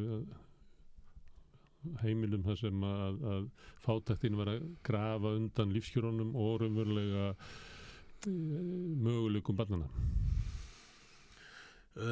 Er að pína þess? Já, nei, ég vil eiginlega ekki setja þarna fram því að sko það sem að mismunandi mælingar að hitta og eru mismunandi hlutir og það er til dæmis börn sem að eru rétt fyrir ofan til dæmis lágtekjumarkinn sem sannarlega búa við fátækt af því að foreldrar eru með örorku. Örorkulífeyriskerfið okkar heldur mjög háum hluta öryrkja rétt fyrir ofan lágtekjumarkinn og það sem að gerist þetta hefðbundin lágtekjumark þá notum við 60% af miðgildi ráðstöfunartekna en það er hægt að hækka það upp í 70% og þegar við skoðum með þessar standard 60% þá er fátækt meðal öryrkja ekkert sláandi há. Hún er aðeins herri en ekkert svona eitthvað svona sem að maður svona grípum og aðtegluna. Hækkumörkinu býr 70% þá byrtast öryrkjanir og málið er að þegar þú ert langvarandi er rétt fyrir ofan lágtekjumörkin þá byrðu við fátækt. Það að detti niður fyrir lágtekjumörkin 1 ár það er kannski ekkert stórmál. Að námsmenn búið fátæktir er að fjárfesta í framtíðartekjum, fólk missir vinnuna og er tímandi 1 ár undir lágtekjumörkum en til lengri tíma litið hefur engin áhrif á lífskjör þeirra þannig lagað. En það er akkurat þetta langtíma perspektíf og það kannski skýrast af vísbendingin sem að ég keyrði upp úr þessu skrágörnum skoðaði ég fyrir 5 ára tímabil 2017 til 2021 þá skoðaði ég hlutfall barna sem að eru undir lágtekjumörkum 3 ár eða lengur á þessu 5 ára tímabili og þá erum við að tala kannski 9%. Þannig að ef ég ætti að setja einhverju tölu á þetta í dag þá myndi ég kannski skjóta á þessi 9%. Það er næstu því 10. hvert barn. En hérna ef við tökum núna alvarleikann, hvaða skaði er af fátækt barna? Sko ég held að fátækt barna er eitthvað sem við verðum að horfa á annan hátt heldur en við horfum að fátækt almennt. Það er svo sem auðvitað ákveðin þráhyggja í kringum allan stuðning við fátæka að það þurfi einhvern veginn að aðgreina verðuga fátæka frá hennum óverðugu og hennu óverðugu verandi fólk sem hefur með leti og annari ómennsku komið sér í þessa stöðu og hins vegar er hugmyndur að það sé fólk sem fórnalöfum aðstæðna. Þetta er náttúrulega ekki alveg svona einfalt til að byrja með en þetta er svona gegnsýrir alla fátæktar umræðu. Það þurfi einhvern veginn að tryggja þetta. Þegar kemur að fátækt barna þá er oft hort til þess að reyna að finna einhver úrræði sem hjálpa barninu sem nýtast ekki foreldrunum af því að börn hafa þessa siðferðslegu sérstöðu. Barn getur aldrei borið ábyrgð á eigin fátækt. Það ber ekki ábyrgð á eigin afkomu. Þannig að það skapar svona siðferðslega tilkall sem að er erfitt að segja nei við fyrir samfélagið og þess vegna viljum við reyna að koma úrræði að hjálpa þessum börnum og oft farið þessa leið að reyna þá að bjóða upp á ókeypis skólamáltíðir fyrir þennan tiltekna hóp eða auka niðurgreiðslu á tómstundastarfi eða einhvern veginn svona það sem er reynt að gera er að draga úr afleiðingum fátæktarinnar. En það er ekkert verið að það er að vísa til tilrauna í svokölluðum þróunarlöndum og svona við ekki beint fyrir með svona tilraunir. Í kjölfar á hrunu þá var hægt að fylgjast mjög náið með hverju var að borga fyrir skólamáltíðinar og svona svo var síðasta kjörtímabilið þá var viðbótarstyrkur frá ríkir og tómstundastarfs og þetta er alveg þessi úrræði er alveg góðra gjalda verð. Það sem þau gera ekki er að þau leysa ekki fátæktina. Þau lyfta þessum börnum ekki úr fátækt, þau draga bara úr áhrifum fátæktarinnar. Og ef við horfum bara aðeins á sem sagt hvað fátækt er. Fátækt er, við horfum alltaf á peningahliðina. Fólk sem hefur ekki nægilega peninga til þess að geta notið þeirra lífskeiða sem þykja sjálfsögðu í íslensku samfélagi, eða svona þessi afstæða fátækt. En þegar við förum svo og skoðum af hverju fólk er fátækt. Það er einhver saga sem að gera verkum og fólk er statt á þessum stað. Og þá finnum við oft áföll í æsku, áföll á fullorðinsárum, erfiðar aðstæður í uppeldi, fólk sem að hrökklast úr námi af því að það var með athyglisbresti eða lesblindu, hafði ekki stuðning heima fyrir og annað slíkt og valdi sér leiðir lífinu sem kannski skiluði þeim á þennan mjög slæma stað. Stór hluti af þessu fólki er fólk sem að kannski ákveði lagsamfélagi sem myndi horfa og segja að þetta fólk hefur nú bara komið sér þessi vandræði sjálft. En öll þessi vandræði sem að það er búið að koma sér í, þau eru afleiðingar því sem koma undan. Þannig að fólk... Kannski líka afleiðing af getuleysi stofnana samfélagsins til þess að taka við fólki með ólíkt nestaða heiman. Alveg klárlega og bara ef við horfum til dæmis á hópi sem stendur illa, við fáum sennilega herra hlutað fólki til dæmis með lesblindu og athyglisbrest í þessum hópi hreinlega af því að skólakerfið á þeim tíma, á þeim slag sem er fullanir, gat ekki tekist á einstaklega með þennan vanda. Og ekki við krökkum sem eru af heimilu þar sem er ekki töluð íslenska, sem er mikið vandamál í dag. Og þetta er sem sagt, þegar skólakerfið bregst á þennan hátt, þá er það auðvitað hluti til að búa til þennan framtíða vanda. Þannig að við getum horft á þetta og sagt, ok, við erum með fólk sem er í þessari stöðu, en það er með öll þessi uppsöfnuðu vandamál. Svo er það hitt að fátækt skemmir fólk. Þetta viðvarandi álag, þessi afkomu ótti, endalaus áhyggjur það að það er eitthvað stærra en að handa við hornið er óvænt útgjöld, það þarf ykkur að fara til tannlæknis eða eitthvað sem bilar og þú bara veist það mun setja þig niður fyrir mörkin, þú myndi ekki láta endan á saman. Alveg saman hvað reynir. Þú getur rétt haldið þér fyrir ofan svona yfirborðið í allra besta verði og leið og gefur á að þá... Já, og þetta kemur niður á bæði andlegri og líkamlegri heilsu fólks. Þannig að kannski það fyrsta sem þurfum að gera þegar við erum að horfa á fátækt og þurfum að horfa á barnafátækt er að hætta að hugsa hver verðskuldar og verðskuldar ekki stuðning. Annað skrefið er svo að tryggja fjárhagslega afkomu heimilsins. Það er nauðsynlegt fyrsta skref, en það er bara ekki nægjanlegt. Af því að svo þarf að hjálpa fólki að vinna úr bæði hlutunum sem komu þeim á þennan stað og afleiðingunum þess að hafa búið við fátækt í jafnvel langan tíma. Af því að fólk er orðið brotið og það mun ekki bara við það að fá meiri tekjur að lagast. Þetta orsakir gangi ekki alltaf tilbaka. Heldur þarf svo að vinna í öllum þessum hlutum, bæði hlutum sem kom fólki í fátækt og afleiðingum fátæktarinnar, þannig að fólk geti svo staðið undir sér sjálft á hverjum tímapunkti. Þannig að við þurfum raun og veru kannski að færa fólki fleiri bjargir en peninga. Við þurfum að horfa á þetta miklu heildstæðara. Og við höfum bara að hugsa það hvað þetta þýðir. Við erum ekki einu sinni í því að færa þeim peninga. Við erum ekki einu sinni í því. Allan mjög ófullnægjandi upphæðir. En ef við horfum bara hvað þýðir að alast upp á heimili sem að býr við fátækt. Barn sem elst upp á heimili, það gerir svolítið grein frá aðstæðum. Flestir foreldrar þeir reyna að hlífa börnum sínum við fátæktinni, en börnin skilja þetta alveg. Erlendar rannsóknir benda til þess að það sem er skýrt að börn vita alveg hvað er í gangi. Þau taka eftir því að mamma borðar aldrei fyrir allir eru búin að borða og er þá bara að borða afgangana og fær ekki endilega nóg. Og þegar við til dæmis spyrjum í fullorðið fólki í könnunum hvort að börn er að eigi hinn á svo hluti og svarið nei, þá spyrjum við það það ekki sem sagt efna á því, þá svarar foreldrar gjarnan nei, þau bara aldrei beðum það. Spyrjum börnin, þá segir þau auðvitað langa mig í nýtt reiðhjól. Ég vil bara ekki leggja á mömmu og pappa að svo eru þetta innri ritskoðun á væntingu til lífsins. Það er bara þú bara lækkar viðmunina. Já, og þú lærir bara lifir elst upp í það að sannfærist það að þú hefur ekki sama rétt til hluta og gæða eins og annað. Og hlutir er ekki fyrir þig. Annað sem að gerist er auðvitað að foreldrar sem býr í fátækt, það er undir miklu álægjum og mikil streita í gangi og það sem gerist er að foreldrar hefur minni orku, minni tíma og bara heilt verið minni getu til þess að veita barninu stuðning.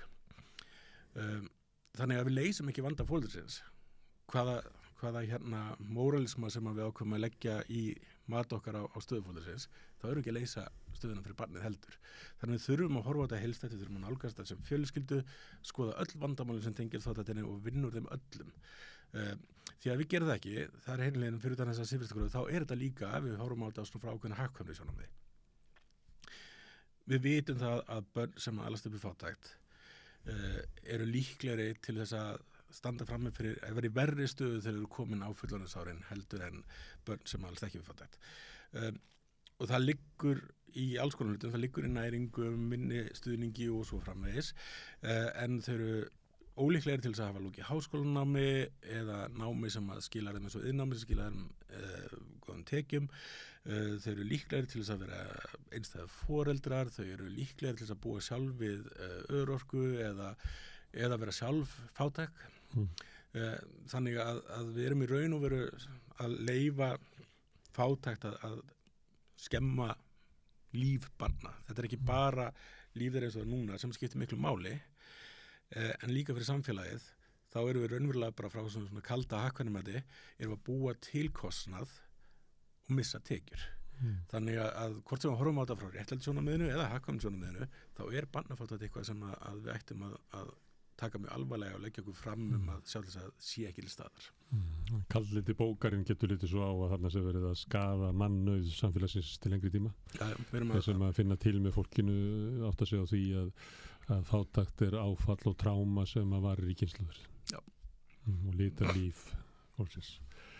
En annað er valda börn fátækt. Í gamla daga var það sagt áður en að velferðarkerfi voru byggð upp að fólk var með ómegð.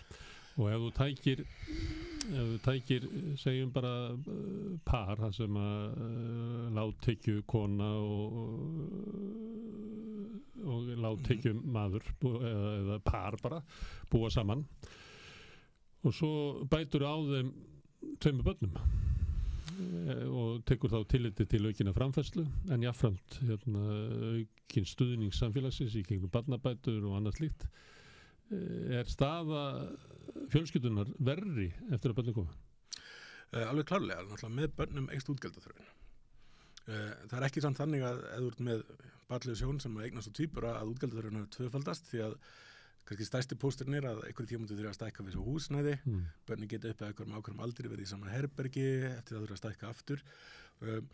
En það er alltaf þessi sameiginlegu rými. Það er eldhús, stofa. Það er stuðningskerfi, sérstaklega á það að vera þannig gagnvart tekjulágum foreldrum. Við erum með parið er þannig að það er bara rétt heldur sér á floti. Já. Svo bætast þið börnin. Sökkur að þú? Já, menn það gerir það. Það er raun og veru, þú komið meir útgjaldaþörf og auðvitað getur þetta verið það sem að setur niður fyrir það endan og hættan á saman. Þannig kannski kemur líka eins og að því hvernig við hugsum barnabætur. Á Íslandi eru barnabætur fyrst og fremst þetta er svona eitthvað svona fátæktarhjálp. Það eru rosalega lágtekið með þar, svona þú ert hann á lægstu launum og almennu vinnumarkaði fyrir fullt starf og leiðu tekur nokkur aukavaktir þá ertu bara farin að missa barnabætur. Það byrja að skerðast eiginlega áður og þú ert búin að afla tekna fyrir framfærslunni ef maður viðar til þess við framfærslu viðmið umboðsmann skuldara. Þannig að skerðingin byrjar alveg grátlega neðarlega sko. Alveg svakalega og svo er skerðingin með brött og miklu brattir en til dæmis Danmörku. Danmörku er hitt Norðurlandana sem er með ykkur svona skerðingar. Þeir byrja að skerða svona við millitekjunar og skerða miklu vægar og kannski það er að segja að sko hugsun í danska kerfinu er að klippa hátekjuhópan út úr barnabótakerfinu. Það fólk þarf ekki á barnabótum að halda.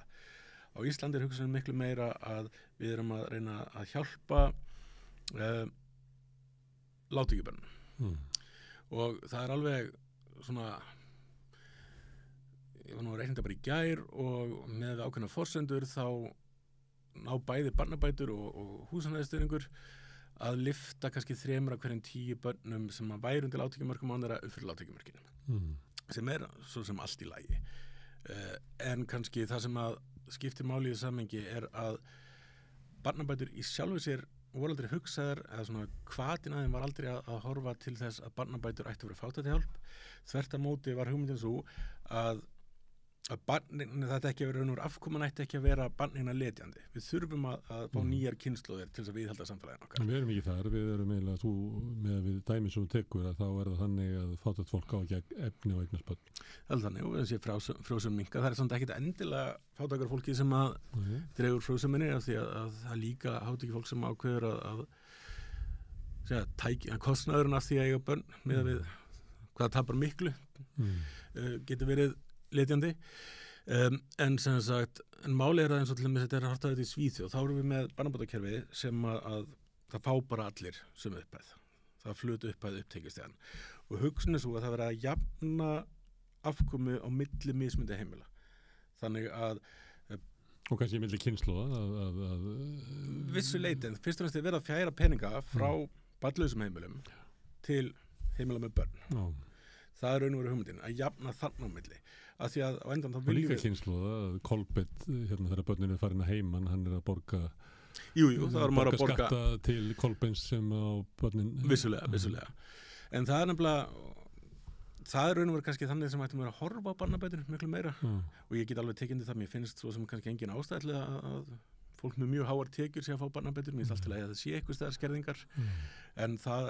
þegar eins og bendir ég á þá þú veist þegar fyrir að skerða niður fyrir svona ásættilega framfærslu þá erum við á mjög röngum stað þannig að það er kannski þetta að við viljum í alvörin ekki að barninir séu það sem að ítir fólki í fátækt við viljum að sem flestir eigi börn og börnin hafa þessi best og börnin hafa þessi best það er börnin okkar það er ekkert svo falskt að segja það að í samfélaginu að þá er þetta börnin okkar, þetta er framtíðin okkar þetta er framtíðin samfélagsins og við ætlum að vinna því að öll börn hefur það bara sem allra best en svo er því að við erum með fókusin á þessu pari og það annað er svona eins og persónufrelsi segjum að bara sambúðin bara gangi ekki og svo skilja segjum bara það sé óbærilegt fyrir móðurina að vera í þessu sambandi hún skilur og með tvö börn á framfærslu hvað verður hana? Þá dúkkar hún þá erum við byrjað að tala að stór hluti einstæðra foreldra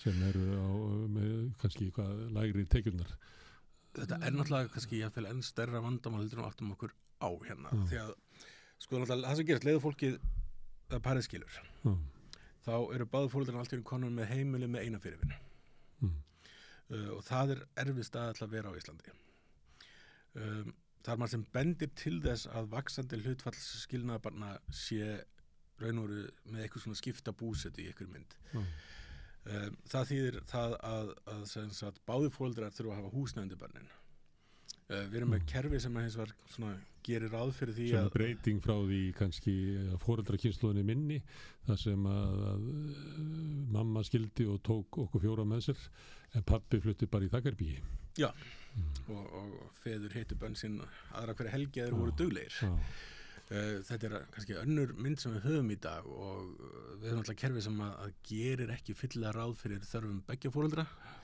og báðu foreldrar þetta er stöður raunverulega að vera ítt sem einn fyrirvinna að vera ítt niður afkomulega séð, mörgum undir lágtekjumarkin. Þannig að það er gríðarlega erfitt að því leyti kannski fyrir fólk að skilja. Sem getur verið alvarlegt, að fólk sé fast í því. Það sem við þurfum kannski að fá skýrar mynda svo, sko, hvað gerist svo í kjölfarið, því að fólk skilur og svo ramba aftur í hjónaband, hvað eru þessi einstæða fólkdartímabil löng, hversu langar þetta áhrif hafa þau á afkomu fólks og það er svona fleira svona sem að við vitum raun og veru með lítið á Íslandi. En með að við til þess niðurstöðu vörðu ættum við að vera að rannsaka þetta, því þetta fyrir auðvitað það að vera á leigumarkaði, það að vera einstætt foreldri er það sem að keyrir fólk niður og það kemur líka fram í þessari könnun að sko staða þeirra sem búa einir sem að maður gæti ímynda sér að væri kannski ef ég vitna í foreldrakynnsluna mína, þú veist, kallinn að hann hefur það líka skýtt. Mjög oft og náttúrulega hluta þessum einstæðu köllum er oft annars vegar sko hlutaðum eru bara einstæðar mengar á beinum, hlutaðum eru akkurat það svona svo kallar umgengnisforeldrar og það er kannski annað sem við kannski höfum aldrei tekið alveg á Íslandi varðandi fátækt er að við skoðum þetta alltaf út frá lögheimilisskráningabanna og þá fáum við myndina því. Það sem að við skoðum sjaldnar er hversu mörg börn sko er í einhvers konar það sem fátækt er einhver hluta lífið þeirra vegna þess að hitt foreldrið þeirra býr á öðru heimili og býr líka fátækt eða býr fátækt þar sem að en lögheimilisforeldrið ekki. Fátækt sem sagt umgengnisforeldris þessar foreldrar sem ekki er með lögheimilið getur klárlega líka haft áhrif á lífbarna. Annarkvort ef það er skiptir í búsetu þá býr það aðra hverja viku jafnvel við fátækt. Hitt er svo líka bara það að eiga umgengnisforeldri sem að býr við fátækt getur komið mjög mikið niður á tengslunum og samskiptunum við foreldrið sem að er fátækt. Þetta er alls konar þættir sem að við höfum aldrei hort á raunverulega erum við eitthvað leita að vannmeta hlutfall barna á Íslandi sem að er í eitthvað svona snertingu við fátækt. Fátækt er eitthvað hluti af þeirra daglega veruleika. Út af þessu. Þannig við ættum kannski að horfa á fjölskylduna sem held jafnvel þótt að foreldrarnir hefur skilið. Þetta kannski horfa á fjölskylduna frá sjónarhóli bassis þar sem að báði foreldrarnir eru hluti af fjölskyldunum. Þetta er náttúrulega líka það að fjölskyldur breyst rosalega mikið og það eru spyrðið með þessum einstaklega sem fjölskyldunar hver er fjölskyldaðinn þá færðu ólík svör. Af því að frá sjónarhóli bassis er þetta öðruvísi. Mamma eða pappi sem búi ekki heimilin er samt hluti af fjölskylduna þeirra sem að frá sjónarhóli foreldrarnir er ekki. Þannig að þetta er horfum á fátækt frá sjónarhóli bassis þá lítur töluvert öðruvísi út. En er þessi dæmi sem við erum að taka hér, er þetta merki að svona stuðningskerfi samfélagsins við börn sé veikt?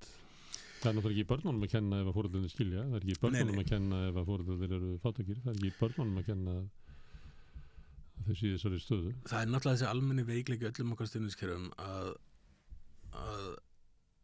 annars vegar þá höfum við tilneyingu til þess að vera rosalega lágtekjumiðuð og hitt sem er svo þegar við erum að innleiða einhvers konar úrræði sem er að taka okkur vanda þá finnum við þau í útlöndum, þau líta vel út þar, hafa gefist vel við tökum þetta úrræði og innleiðum það kannski er ekkert skilin en sérstökum árangri því að það sem vantar dálítið oft er við horfum á hvert samhengi er hvað annað var til staðar í samfélagi sem gerði verkum að þetta úrræði virkaði vel þar og svo er kannski mikið af úrræði sem að snúast stuðning við fólk sem að býr fátækt, sem að snúa öðrum hlutum heldur fjárhagslegur. Það er alls konar hlutir í gangi í samfélaginu. Þetta er mjög brotakent oft. Það er eitthvað í gangi í þriðja geiranum, eitthvað að gerast í félagsþjónustu hjá sveitarfélögunum. Oft er þetta tilraunaverkefni sem að gefast vel en hverfa svo. Það vantar kannski aldrei, þú veist, að horfa á þetta heildstætt. Hvernig viljum við þetta kerfi virki og hvernig ætlum við að skila fólki og sérstaklega börnum betra lífi? Það er barnamálaráðherrann er með velseldarlögin það sem er svona inngrip og eitthvað fleira en það fjallar ekki eitthvað barnabóta eða stuðning við einstæða foreldra eða Nei, það er aldrei kannski erfitt í stöðuna Akkur er þessi tregða á því að laga fátækt með því að rétta henni fátæka pening ef þú myndir spyrja henni fátæka hvað vanti helst í lífinu þá var það peningur Það er fyrst að peningur Hann vil ekki endilega fá viðtal við einhvern umhyggjusaman opinberan starfsmann sem að finna tilmúðun Nei, og ef þú hefur ekki peningin eða þú hefur ekki fjárhagslega öryggið þá eru önnur úrræði kannski ekki að fara að skila miklu árangri og náttúrulega ef þú ert með óryggi í húsnæðismálum þá ertu þá rambaru bara á... Þetta kannski líkur dálítið í því hvernig verkefni skiptast milli ráðuneyta. Barnabótakerfið okkar tilheyrir náttúrulega ekki barnamálaráðherra eða félagsmálaráðherra sem að taka á þessum málum. Það heyrir undir fjármálaráðuneytið. Sem er allt annað sín á þetta. Fjármálaráðuneytið horfir allt öðru þessa hluti. Þetta er þetta svo útgjöld, ekki fjárfestingu. Já, og það kannski erfiðleikarnir í þessu að oft erum við að horfa í að spara krónuna í dag en tilkostnaðurinn til lengri tíma litið oft umtalsverður. Þannig við ættum kannski að búa til eitthvað bókhald fyrir þetta svo að menn sem hugsa eins og fjármálaráðherrar gætu skilið þetta, við ættum kannski að hafa færa mannuðin til eignar og skerðan ef það fátækt. Já. Það kannski að reyna að ná utan hver samfélagslega kostnaður fyrir sjáanlegur kostnaður vegna barna sem að ólust upp í fátækt þessi. Það alveg einlega til að fara. Já, það einhvern veginn verður að vekja það fólk. Herðu, ef ég myndi spyrja þig sem borgara í landinu og föður, hvað finnst þér að vera brýnast að gera til þess að bæta stöðu fátækra barna?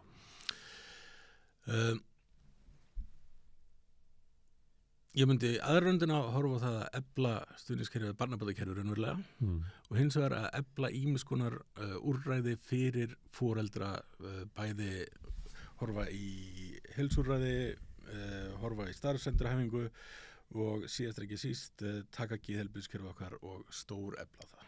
Því að stór hluti af skaðanum sem að bæði kemur fólk í fátækt en svo hlýsta fátækt kemur fram í geðheilsunni. Þannig að geðheilsan er ástæða fátæktar en líka afleiðing fátæktar. Já, þannig að það er kannski þessi 3 póstar sem ég myndi leggja megin áherslu á. Og fókusir á börn. Það ætti náttúrulega að vera í heilbrigðu samfélagi, þá ætti það að vera okkar helsta markmið að koma börnunum vel á legg. Það var hugsanlega besta hugmynd sem ég lesið en til þessa var hugmyndur að samfélagið ætti að vera skipulagt fyrst og næst út frá hagsmunum og þörfum barna. Já, ef það að tala langtíma hugsunum þá lítur að vera þannig. Það þannig. Herðu, Kolbeinn, takk fyrir að koma hingað og ræða fátækt barna. Takk fyrir. Og við snúum okkur á næsta máli eftir augnablik. Samstöðin á öllum hlaðvarpsveitum. Rauðaborðið, Sanna Reykjavík, samtal á sunnudegi og helgispjall.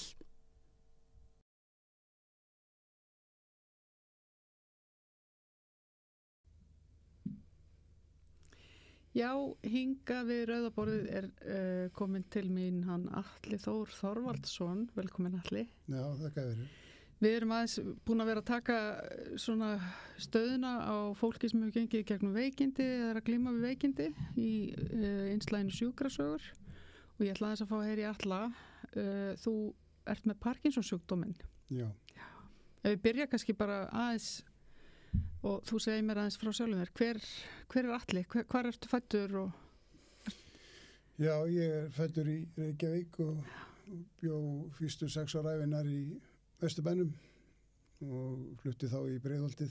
Ég er 60 fæddur 62 þannig að haustið 68 þegar Breiðholtið var að byggjast. Já. Flutti ég þangað og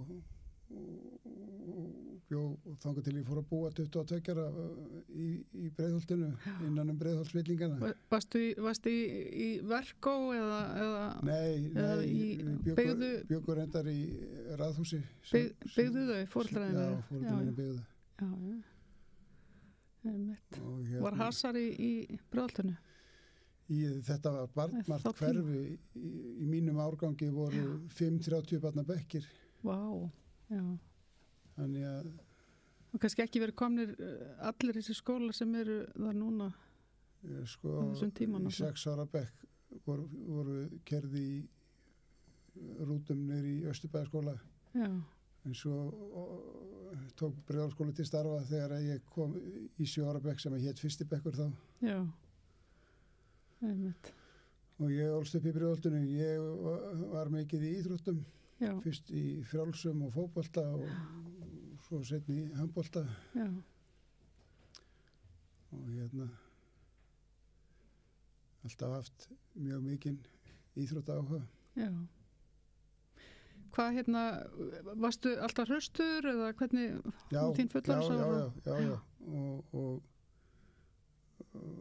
fekk nánast aldrei flensur eða Nei. Var bara við fína heilsu og svo fyrir svona 10 árum síðan þá fer kona mín að taka eftir því að ég er svona sletti öðrum fæti og göngulagið eitthvað orðið skrítið og golffélagi mínir tók eftir því ég var orðin eins og spýtukall. Ég reyndi að spila golf. Og þá bara svona, stífur eitthvað þeim? Já. Og svo þarna... Fannst ekkit fyrir þessu sjálfur eða var þetta svona aðalega fólk sæja á þér? Ég hélt bara að ég væri með einhverja bakverki. Ég hafði reyndar fengið brjóskloss nokkrum árum áður. Já. Og hélt þetta væri einhver stífleiki í baki fyrst en svo tók maður eftir því að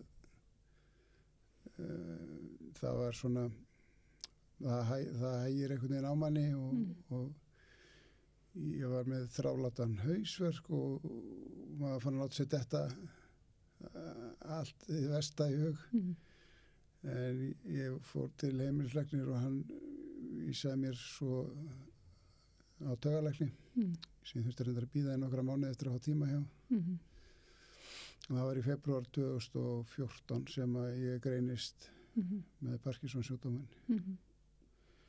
Vissur eitthvað Parkinson? Já, tengdapabbi var með Parkinson. Ok. En ég fór strax að kynna mér allt sem ég gat og uppgötaði það að einkenni eru mjög einstaklingsbundin og misjöfn. Já. Og í mínu tilviki ruglast svolítið samhæfing hreyfinga og vöðvastyrleiki. Ég er ekki með þennan handskjálta sem margir þekkja. Já, ætli það sé ekki svona algengast það sem að fólk heldur Parkinson, það er að fólk titri. Jú, en mér skilst að það sé ekki nema svona annar hver Parkinson-sjúklingur, þannig að það er í rauninni bara alls ekki lýsandi fyrir sjúkdómi bent. Nei, enginn eru mörg, röddin veikist, maður getur gert raddæfingar, kyngingar örðuleikar, mjög að fara að svelgjast á öllu mögulegu og lærði að gera æfingar sem að hafa lagað það sem betur fyrr. Já. Og svo hefur maður nú lært það í gegnum tíðin að það er bara nógu mikið hreyfing sem að heldur aftur að sjúkdómnum. Okay. Lyf halda bara niður í einkennum en að halda sér í formi og hreyfa sig að það er lykilatriði. Það er lykilatriði. Já. Þannig að það er ekki þannig að sko að því ég veit að í sumum sjúkdómum að þá er hreyfing bara verri sko. Já, nei, það var fyrstu árin var talað hóflega hreyfingu. Já. Nú er ég að fara að tala hreyfingu með meiri ákefð og taka vel á því og koma sér í form og Þannig að þú þjálfar? Já, ég er 2 ári viku í leikfimi og ég er 1 sinni viku í bortennis og á sumrin spila ég golf eins og ofta ég get. Þannig að þú heldur þér í... Já, ég finn mun á mér þegar ég reyði mig minna. Já. Það eru þá að styrna meira upp? Já, styrðari og hægari og það hefur hægst ámanni, maður er ekki eins afkasta mikill og maður og þreytist fyrr. Orðin óskup lélegur til líkanlegra vinnu, garðvinnu eða svoleiðis. En þetta ger ég ekki til að koma mér undan garðvinnunni. Ég segi. Nei, það er betra kannski að eiga orku í þá að fara í leikvimi og eitthvað sem er beinlínis að vinna með sjúkdóminn. Ég er með 75% örorkumat og vinn 25% starf og veitir ekkert af orkunni sem ég hef til þess að halda heilsu, ég geta unnið og geta haldið heilsunni við. Já, einmitt. Hvað er langt síðan þú fórst í 25% starf? Það eru 2-3 ár síðan. Já. Þetta er ekki 2 ár. Já. Jú, 2 ár síðan. Já. Hvernig fannst það erfitt? Eða varstu bara fegin? Eða bæði? Er það blendið? Það er blandað sko. Ég er að vinna fyrir Golfklúbb Reykjavíkur og áður var ég í innri endurskoðun Reykjavíkurborgar. Ég er sem sagt viðskiptafræðingur með master í endurskoðun og reikningshaldi. Og ég fór í hálft starf þar hjá einnig endurskoðun og ég var búin að vera var búin að vinna þarna í 6-7 ár og búin að vera í hálfu starfi svona 2 ár, þá bauðist mér hálft starf hjá golfklúbbnum og ég ákvaða söðlum að fara þangað. Ég hef verið í stjórnar og svo lítið sjálfbóðavinnu og mér fannst það eiginlega bara frábært að vinna við það sem ég finnst skemmtilegast. Áhuga málið. Þannig ég hef sérhæft mig í ákveðnum málum þar og svo minnkaði ég við mig niður í 25% starf og fekk á sama tíma örorku úr 50-75%. Og það sko það gæfa að geta feikið starf í þessu hlutfalli. Það ekki mikið það og ég held að þetta sé stór þáttur í að mér hefur gengið nokkuð vel að halda þokkalegri heilsu. Það skiptir gríðarlegu máli ef maður að glíma við svona veikindi að halda sér lifandi bara í kollinum og annað með því að vera í starfi. Já. Fordómar mann sjálfs eru voðalega miklir. Framan að þá skammaðist ég mig fyrir það að geta leikið golfhring og vera ekki fullu starfi. Já, einmitt. En svo áttar maður sig á því að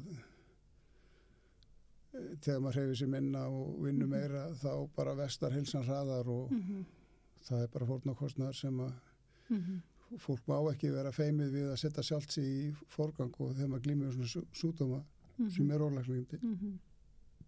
Þá það ekki eftir tekið það heilsuleg farin, þannig maður verður að halda í hana sem maður getur. Já. Það eru svo margir einmitt sem að hneykslast á fólki sem er með gigtarsjúkdóma eða einhverja svona taugasjúkdóma eins og Parkinson eða MS eða eitthvað, ef einhver lappar á fjall. Já. Þá bara getur hann lappa á fjall. Akkur getur hann ekki unnið. Akkur hann öryrki.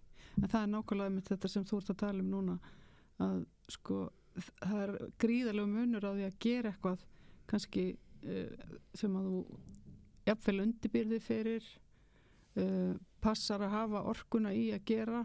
Já. Og ert að gera kannski sko, þú ert ekki að gera það á hverjum degi. Það nefnilega málið og fólk sér eitthvað einstakling sem að býr við fötlun eða veikindi og gera eitthvað sem jafnvel líkalega erfitt en það sér ekki sama einstakling í 2-3 daga eftir vera heima að jafna sig. Nei, nákvæmlega. Og sér ekki hvað þetta kostaði. Nei. Og heldur ekki, hvorki kannski undirbúningin það sem hann þarf að borga. Já, nákvæmlega. Og ég hef nú heyrt fólk með vefjagigt, það hefur verið skilgreint sem þú hafir ákveðið marga skeiðar á orku á dag. Já, einmitt. Og þú þarft að læra á hvað þú átt marga skeiðar til að klára ekki orkuna einu. Það er misjant eftir dögum. Já. Og það svolítið svipað með þennan sjúkdómar mjög misvel upplæður og það skiptir gríðarlegu máli að maður taki lyfin á réttum tíma til að fungera rétt. Já. Veistu, nú ertu starfandi inn í Parkinson félaginu? Nei, það var stofnaður hópur Facebook-hópur sem heitir Ungt fólk með Parkinson. Já. Og við vorum þarna nokkur á svipuðum aldri sem höfum greinst með upp úr 50. Já. Og Ungt fólk með Parkinson sem sagt fólk undir 60, greinist undir 60. Já. Og þarna var kanal sem maður kynntist fólki með sama sjúkdóm og við gáttum deilt með okkur reynslusögum og deilt upplýsingum hvað nýtist og hvað ekki, sem var afskaplega mikilvægt fannst mér. Og þar kynntist ég meðal annars formanni Parkinson-samtakanna sem var þá Vilborg Jónsdóttir og það var nú einhver tíma sem hún spurði hvort ég var til í að vera fulltrúi Parkinson-samtakanna í málefnahópi. Já, í ÖBI. Já, hjá FBI og þannig datt ég inn í að starfa fyrir FBI fyrsta árið sem var að formaður kjarahópsins og nú síðustu 2 árin sem formaður og það að fara að starfa fyrir svona samtök eins og FBI þá kynnist maður því svo vel hver margir eiga erfitt bæði heilsufarslega og ekki síst fjárhagslega lág grunnframfærsla og mikla skerðingar og maður einhvern veginn dregst inn í þetta. Já.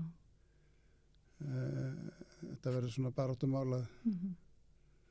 Fannst þú sjálfur mikið fyrir því þegar þú byrjar að minnka við í starfshlutfall og ert sem sagt komin á örorkulífeyri? Fannstu mikið fyrir þessu? Ég er endar ennþá á launum og svo er ég með ágætan lífeyrissjóð. Já. Og kona mín sem er ekki líka að sama með hana. Og við vorum náttúrulega búin að koma okkur upp húsnæði. Við erum þó komin bæði með þegar við 50 þegar við veikjumst. Já.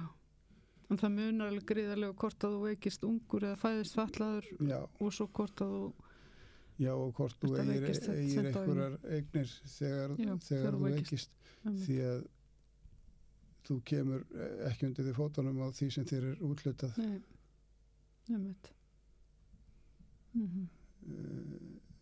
Í bóta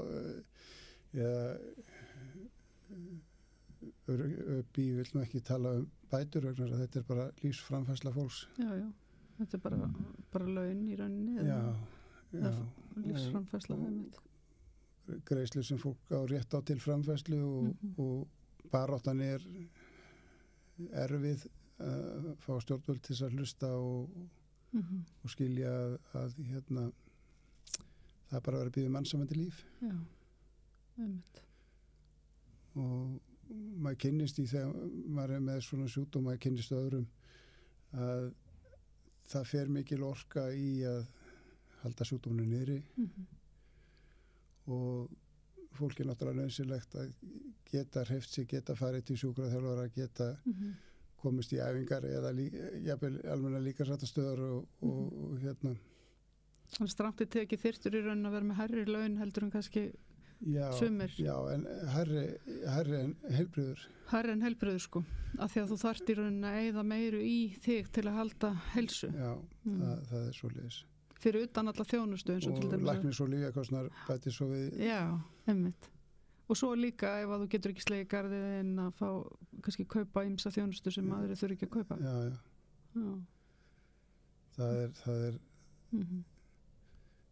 Það er svona tilkomið að ég fór að starfa með málefnahópnum upp í. Já. Þið hefur verið svona svolítið duglega að halda málþing og eitthvað svona? Já, við hefum verið með 1-2 málþing á ári og leiðin til þess að við ekki athygli hjá stjórnvöldum hefur verið þessi hjá okkur að vera með málþing og skrifa greinar og beint samtal og við höfum komið núna aðeins að borðinu það er verið að búa til ný lög almannatryggingar og félagsmálaráðherra hefur rætt svolítið við upp í og svo bara sjá hvað kemur út úr því. Já. Það er komið samtala og nú er bara vonandi að það verði hlustað á raddir. Er ekki, yfirvöld ætluð að fara að skoða ætluð að fara að breyta almannatryggingakerfinu líka? Já. Hafið þið í kjarahópnum verið boðin að því borðið eða? Ég sem formaður hef og Sigríður Anna starfsmaður hópsins höfum bæði farið á nokkra fundi með formanni upp í hittir á þeirra og komið ýmsum punktum á framfæri og Þuríður Harpa formaður upp í hefur náttúrulega fundað mest funda meira og hitt fleiri ráðherra. Þetta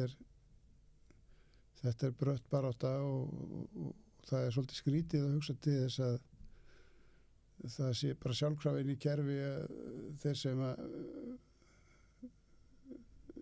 fallast eða eru fæddir þannig að þeim sem bara ætlað að búa við fátækt. Já. Það er bara stefna stjórnvalda einhvern veginn. Það er bara þannig. Það lifir enginn á þessari framfærslu einn og sér. Nei. Ef þú átt ekki í lífeyrissjóð og eignir. Og það er... Hvaða skilaboð er þetta til, þú veist, hvernig upplifir þetta eins og bara, þú veist, þú veikist af þessum sjúkdómi og er það ekki nóg? Þú veist, þurfa stjórnvöld að refsa fólki? Já, það er akkurat málið. Það er nóg að vera glíma við sjúkdóm og því fylgir kvíði og þunglindi oft og eins og með minn sjúkdóm þá er það fylgifiskur. Það er dópaminskortur sem að veldur sjúkdómnum og dópaminskorturinn einn og sér veldur kvíða og þunglindi. Þannig að það er ekki það betra fyrir sálina. Það er ekki á það bætandi? Nei, þegar tekjur eru svo skertar í ofanalag og þó ég hafi samlega lífeyri þá er hann náttúrulega skertur líka vegna þess að ég hef tekjur, launatekjur. Já. Og og fólk þarf að vera með, þú nærið að vera með nægilega háar tekjur til þess að finna ekki mjög mikið fyrir því eða hvað? Það er þannig eftir því sem að bara fólk er með lægri tekjur að þeim eiginlega, það liggur að það geti sleppt í að vinna ef það er bara með undir 100 áskalli. Já, sko, ef fólk er að þykja almannalífeyri eða örorkulífeyri frá Tryggingastofnun þá má það engar tekjur hafa. Það skerðist í rauninni frá fyrstu krónu. Það er frítekjumark sem kallað er sem hafði ekki hækkað frá árinu 2009 sem var hendur að hækka núna úr 109.200 krónur á mánuði. En svo lendir fólki því að það fær ráðgjöf frá starfsmanni TR-jafnvel og því er sagt að það megi hafa 200 krónur í laun á mánuði áður en örorkulífeyrir fyrir að skerðast. En þá svo kemst það að því að örorkulífeyririnn er bara eitthvað 58 krónur á mánuði sem er bara hluti af lífeyrispakkanum. Þetta er stærsti miskilningurinn, fólk heldur að... Já, og aðrir þættir framfærslunar skerðast strax frá fyrstu krónu og svo lendir fólki að fá bakreikninga og bakreikninga geta verið áleika háir og tekjurnar sem það hefur og fólk er þá kannski búið að bara illa statt og búið að eyða þessu peningum eða borga eitthvað skuldir og er kannski verra statt á eftir heldur en áður en fara að vera stað. Já, nákvæmlega. Þetta er einhvern veginn, já, þetta er svo villandi, það er stundum eins og Tryggingastofnun bara ljúi, sko, og yfirvöld ljúi að öryrkjum tekjurnar líka. Já, ég ætla ekki að ætla neinum að gera það viljandi. Nei, ekkert viljandi, sko, en upplýsingarnar eru skakkar, sko. Þær eru skakkar. Og ég hef allavega persónulegt upplifað það að fara að rökraða við, sko, aðra öryrkja í einhverjum Facebook-hópum skerðingarnar, þar sem að fólk heldur raunverulega að það skerðist ekki krónu fyrir en ef það er búið að vinna sér inn hennan penning, sko. Já.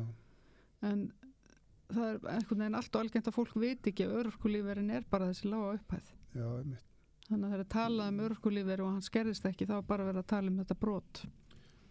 Já, mitt álit er svo að þetta ætti bara að vera einn eða tveir flokkar og þetta ekki vera svona flókið samsett. Það ætti að vera mjög skýrt hvenar og hvers vegna greiðslur skerðast. Það er undir reiknivélinn á heimasíðu TR og fólk sér það alveg að setur inn í reiknivélina.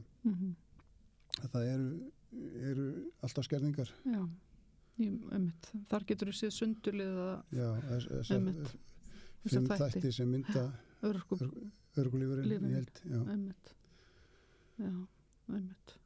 Hvernig, nú ég man varandi Parkinsons-sjúkdóminn, ef við förum aðeins aftur í það, það voru ég man bara áður fyrir að maður einhvern veginn, ég man þegar hann var að greinast með Parkinson, frægur leikari Back to the Future leikarinn. Já, Michael J. Fox. Já. Það voru allir í miklu sjokki, sko. Já, hann var náttúrulega svo ungur, hann var held ég bara 30. Já, hann var alveg kottnungur, veikist. Svo er hann alveg haldið áfram að leika eða komið aftur, hann alltaf afturkvæmt. Já, en hann, ég séð myndir á hann til dæla nýlega og hann orðinn ansi laskaður. Núna í dag. Já. Hann ég held að sé áreldri en ég, fættur 61, minni mig. Já. Og eitthvað svoleiðis og hann búinn að vera gríðarlega mikilvægur fyrir rannsóknir. Hann stofnaði Michael J. Fox Foundation sem hefur safnað $milljónum í rannsóknir. Það að háar upphæðir og reyndi að ýta við rannsóknum. Hans markmið upphæðlega var náttúrulega að fá lækningu. Já. Og þannig alltaf að tala mikla þróun í heilsugeiranum, varandi lyf og aðgerðir og svoleiðis. Það hefur ekki verið nógu mikil þróun eða í Parkinson-lyfja bransanum? Nei, það hefur ekki komið neitt svona miracle breakthrough. Ekkert sem lækna sjúkdóminn og ekki heldur neitt sem hægir á honum en það hafa verið tilraunir með stoppfrumu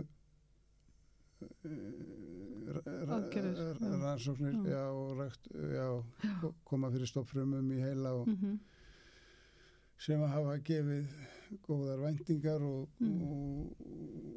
það mér skilst að það sé eitthvað lyf sem lofi mjög góðu sem í prófunum núna en það ekkert komið og meðan það ekki komið það ekkert í hendi en maður reynir að halda í heilsunum sem maður getur í þeirri von að það komi eitthvað sem stoppi þá sjúkdóminn þó hvað þá ef að lækning kemur þá væri það náttúrulega alveg ótrúlegt. Hvers vegna ætli þetta sé svona? Það nú hafi verið miklar til dæmis mikil framþróun í MS-lyfjum. Já, og fólk virðist að ná einhvern árangri með Alzheimer líka. Það svona búið að ná að þróa lyf sem að svona fyrir mjög marga geta stoppa svolítið þróun sjúkdómsins, sko. En þessir taugasjúkdómar eru erfiðir menn skilji ekki orsökina en þá alveg. Ekki búin að greina. Nei, einmitt. Já. Þannig að hvernig horfir þú á svona, hvernig horfir á framtíðina og ertu bjartsýnn? Já, sko við hjónin erum bæði að glíma við örorku og við ætlum bara að reyna að lifa lífinu lifandi og njóta þess eins og við getum og og fólk klísa kannski fólk segir lífið núna en þið takið það svolítið bókstaflega? Við tökum það bókstaflega og ég bara tala mjög mikilvægt og einhvern tímann sá ég geðorðin 10 eða geðorðin 13 og þar var eitt sem að mér finnst svo gott láttu þið langa í það sem þú hefur að því stundum ámaður eitthvað gott samskipti eða það þarf ekki að vera stórt og mikið en maður á ekki alltaf að láta sér langi eitthvað sem maður getur ekki eignast. Nei, þetta er bara að kunna meta í rauninni þar sem maður hefur. Já, einmitt. En það getur verið erfitt þegar fólk skortir, býr við skort. Já, einmitt. En það er mikilvægt að hafa svona líka eitthvað attitút, eða svona rétt viðhorf gagvart, eða viðhorf sem hjálpar þér í lífinu þegar það er eitthvað svona það sé mjög mikilvægt og eitt af því sem ég hef gert til að reyna að halda kollinum í lagi, það að glíma við alls konar gátur og þrautir og tefla og hérna föndra við Excel-líkon sem ég flæki stundum, hef mjög gaman að hérna setja upp líkon og svo hef ég farið að hérna beita húmor í auknum mæli og bara til að mér líður betur ef ég get grínast með hlutina þó að alvara lífsins er stundum vikil þá er nauðsynlegt að hafa stutt í húmorinn og ég hef nú lengi haft gaman af kveðskap og hérna yrki svona smá vísur og ég hef stundum grínast með það að ég hérna yrki ört og ég sé eiginlega öryrki en hérna já, ég held að hjálpi svona, fólk þarf kannski ekki að leika trúða alla daga en hérna geta séð broslegur hlutina hlýðarnar á hlutunum já, ég held að mér finnst að hjálpa mér Herðu, við látum þetta verða að loka orðin hér. Þakka kærlega fyrir komuna Atli og segja okkur aðeins frá glímu þinni við sjúkdóminn og Takk fyrir spjallið. Já, bara við erum aðeins meiri nær og við verum aftur með svona innslög síðar en nú snúum okkur að næsta máli. Takk. Með því að ganga í leigjendasamtökin styður þú baráttu leigjenda. Leigjendasamtökin eru fyrir alla þá sem vilja berjast fyrir réttlátu húsnæðiskerfi. Leigjendasamtökin.is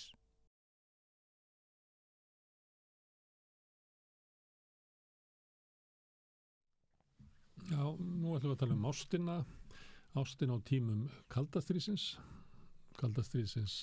sem geisa hér á eftirstríðsárunum og fram að falli Sovétríkjanna, sem segja kannski að það hafa aldrei hætt og þessi tími sem er komin aftur en það er hollt að hugsa um ástina í samhengi við stríð og sérstaklega að geisa stríð í Evrópu. Hvað segir það? Rósa Magnúsdóttir, prófessor í sagnfræði Háskólanum og doktor eða ekki í bara kaldastríðinu?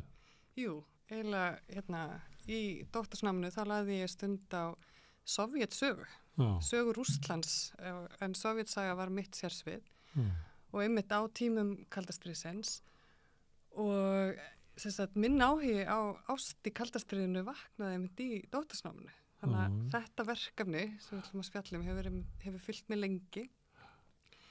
Af hverju kveiknaði áhugi á ástin í kaldastríðinu? Því það er sem ég geti lesið 18 bækur um kaldastríðið á þess að rekast á bara orðið ást. Já, einmitt.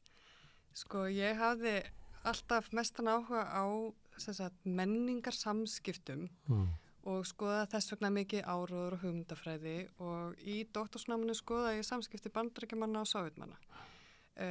Þannig að ég var að skoða hugmyndir Sovétmanna Bandaríkjamenn, skrifaði bók sem heitir Enemy Number 1 sem að lýsir auðvitað því hvernig Sovétmenn sáu Bandaríkjamenn sem óvin og óvin númer 1.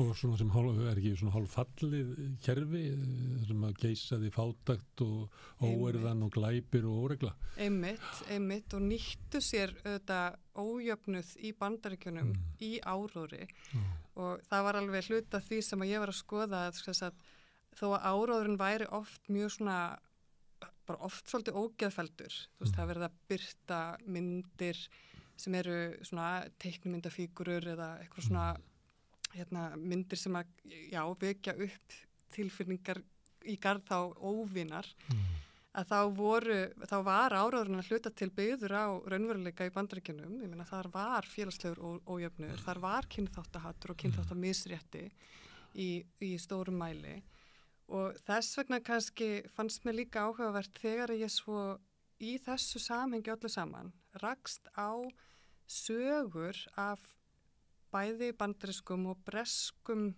konum sem að sátu í Moskvu eftir að síðari heimsstyrjöld var lokið og kalda stríð var skollið á og voru giftar Bretum og Bandaríkjamönnum en fengu ekki að fara.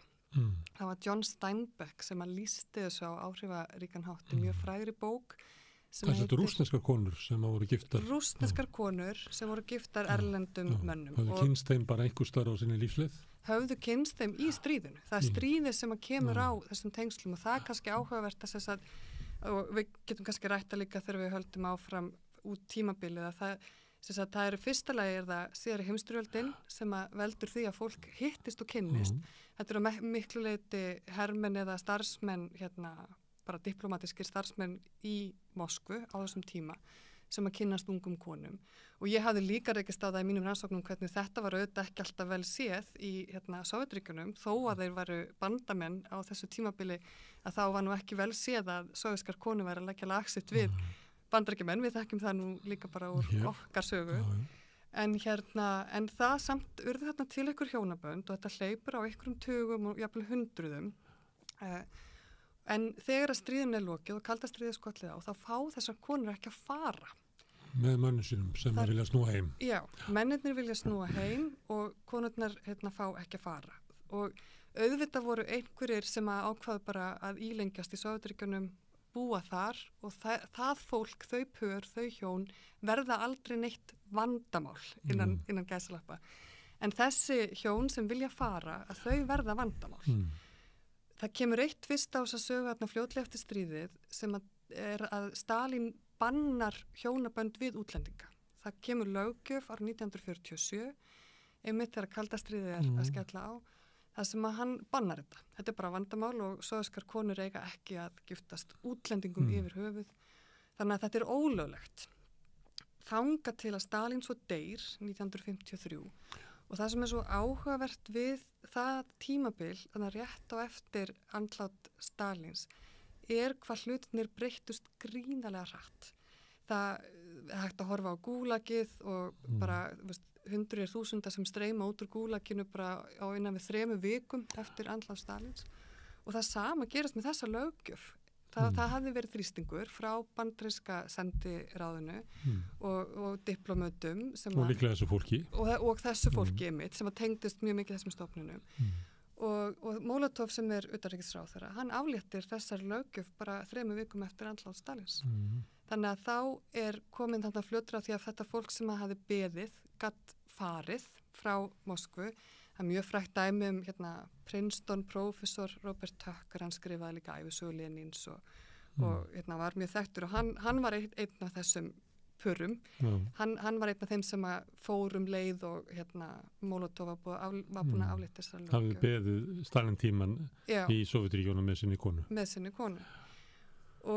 Og svo eins og þetta kemur inn á mitt rannsóknarsvið að þá árið 1955 að tekur smá tíma fyrir samskipti ríkjana að fara í þann farveg að það sé verið að ræða mögulegt samstarf á menningasviðinu eins og við kannski þekkjum líka mjög vel bara í íslenskri sögu, svona vináttu tengsl eða einhverju menningar viðburðir, íþróttaleikir og svo framvegis.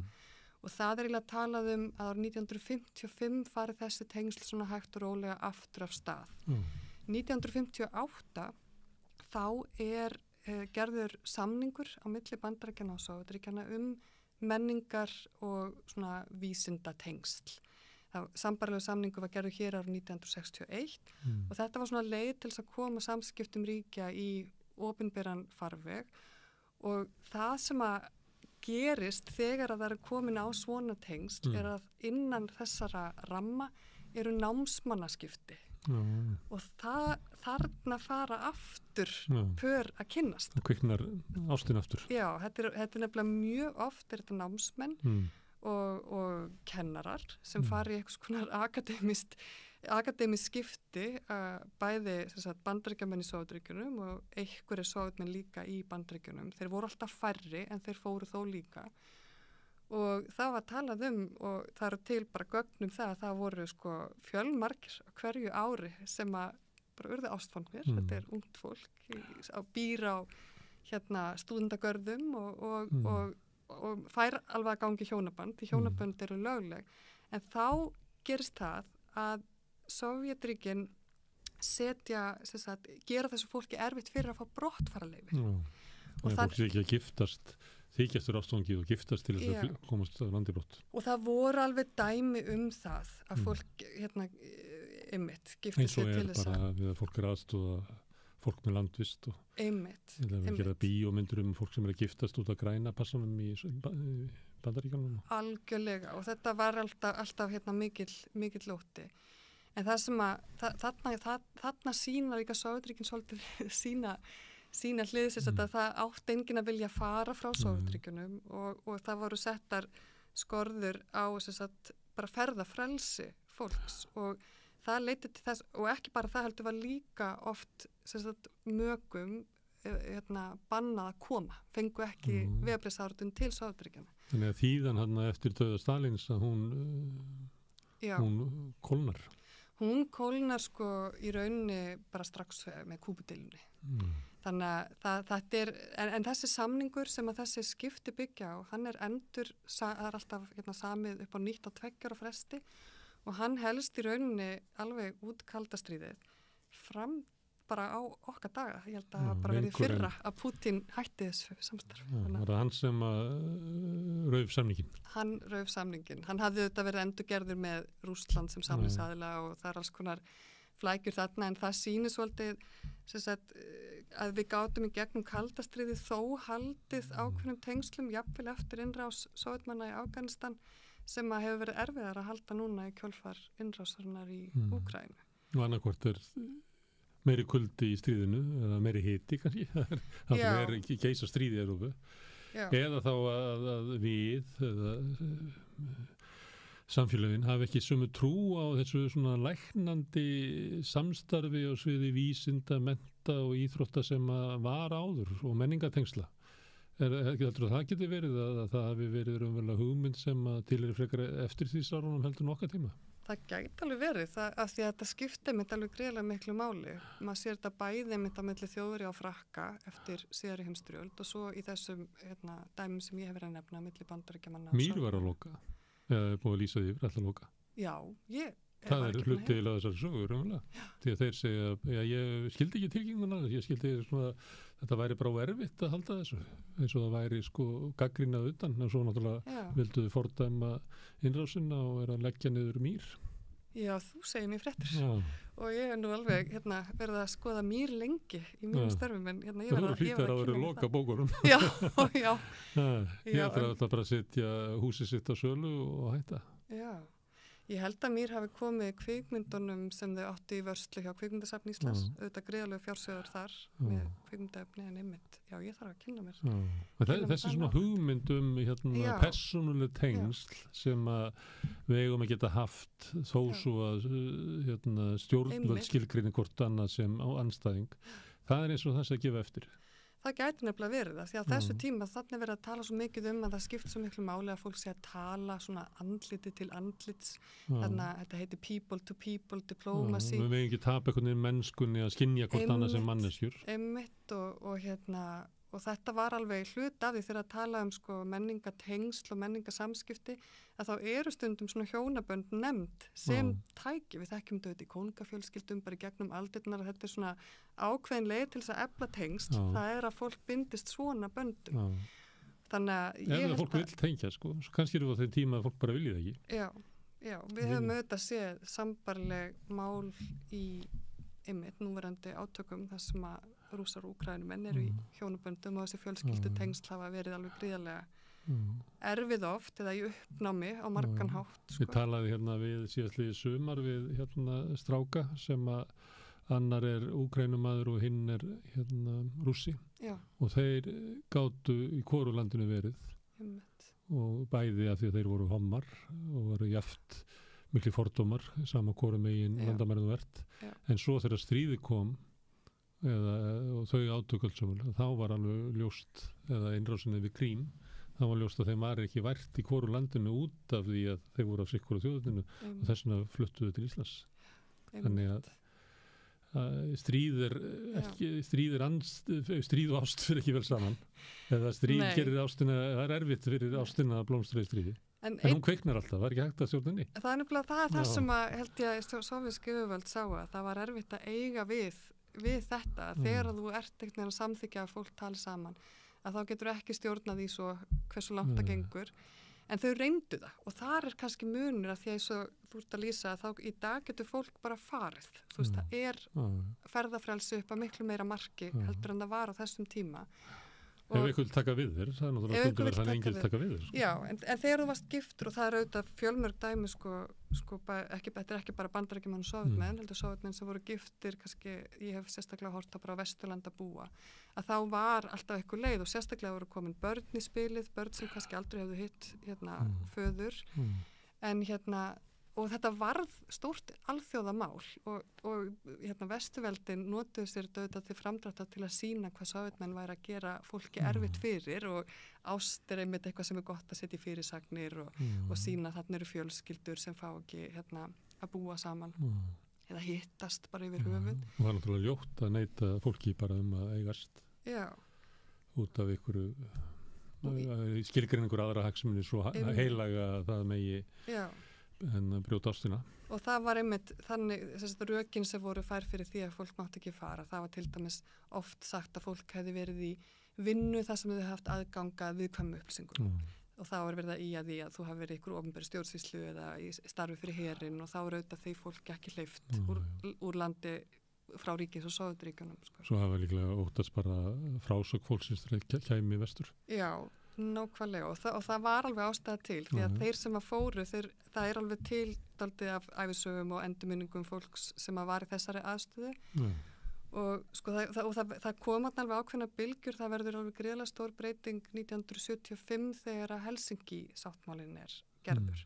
Þá er þriðja karfa þess sáttmála snýst mannréttindamál og fjölskyldusameining er þar inni. Þannig að það varð svolítið til þess að þessi pör sem að voru, ég meina það alltaf var nýtt fólk að hittast og sum voru búin að vera að reyna að komast úr landi alveg í einhverja áratugi. Það var alveg, ég man eftir 15-20 árum allavegna.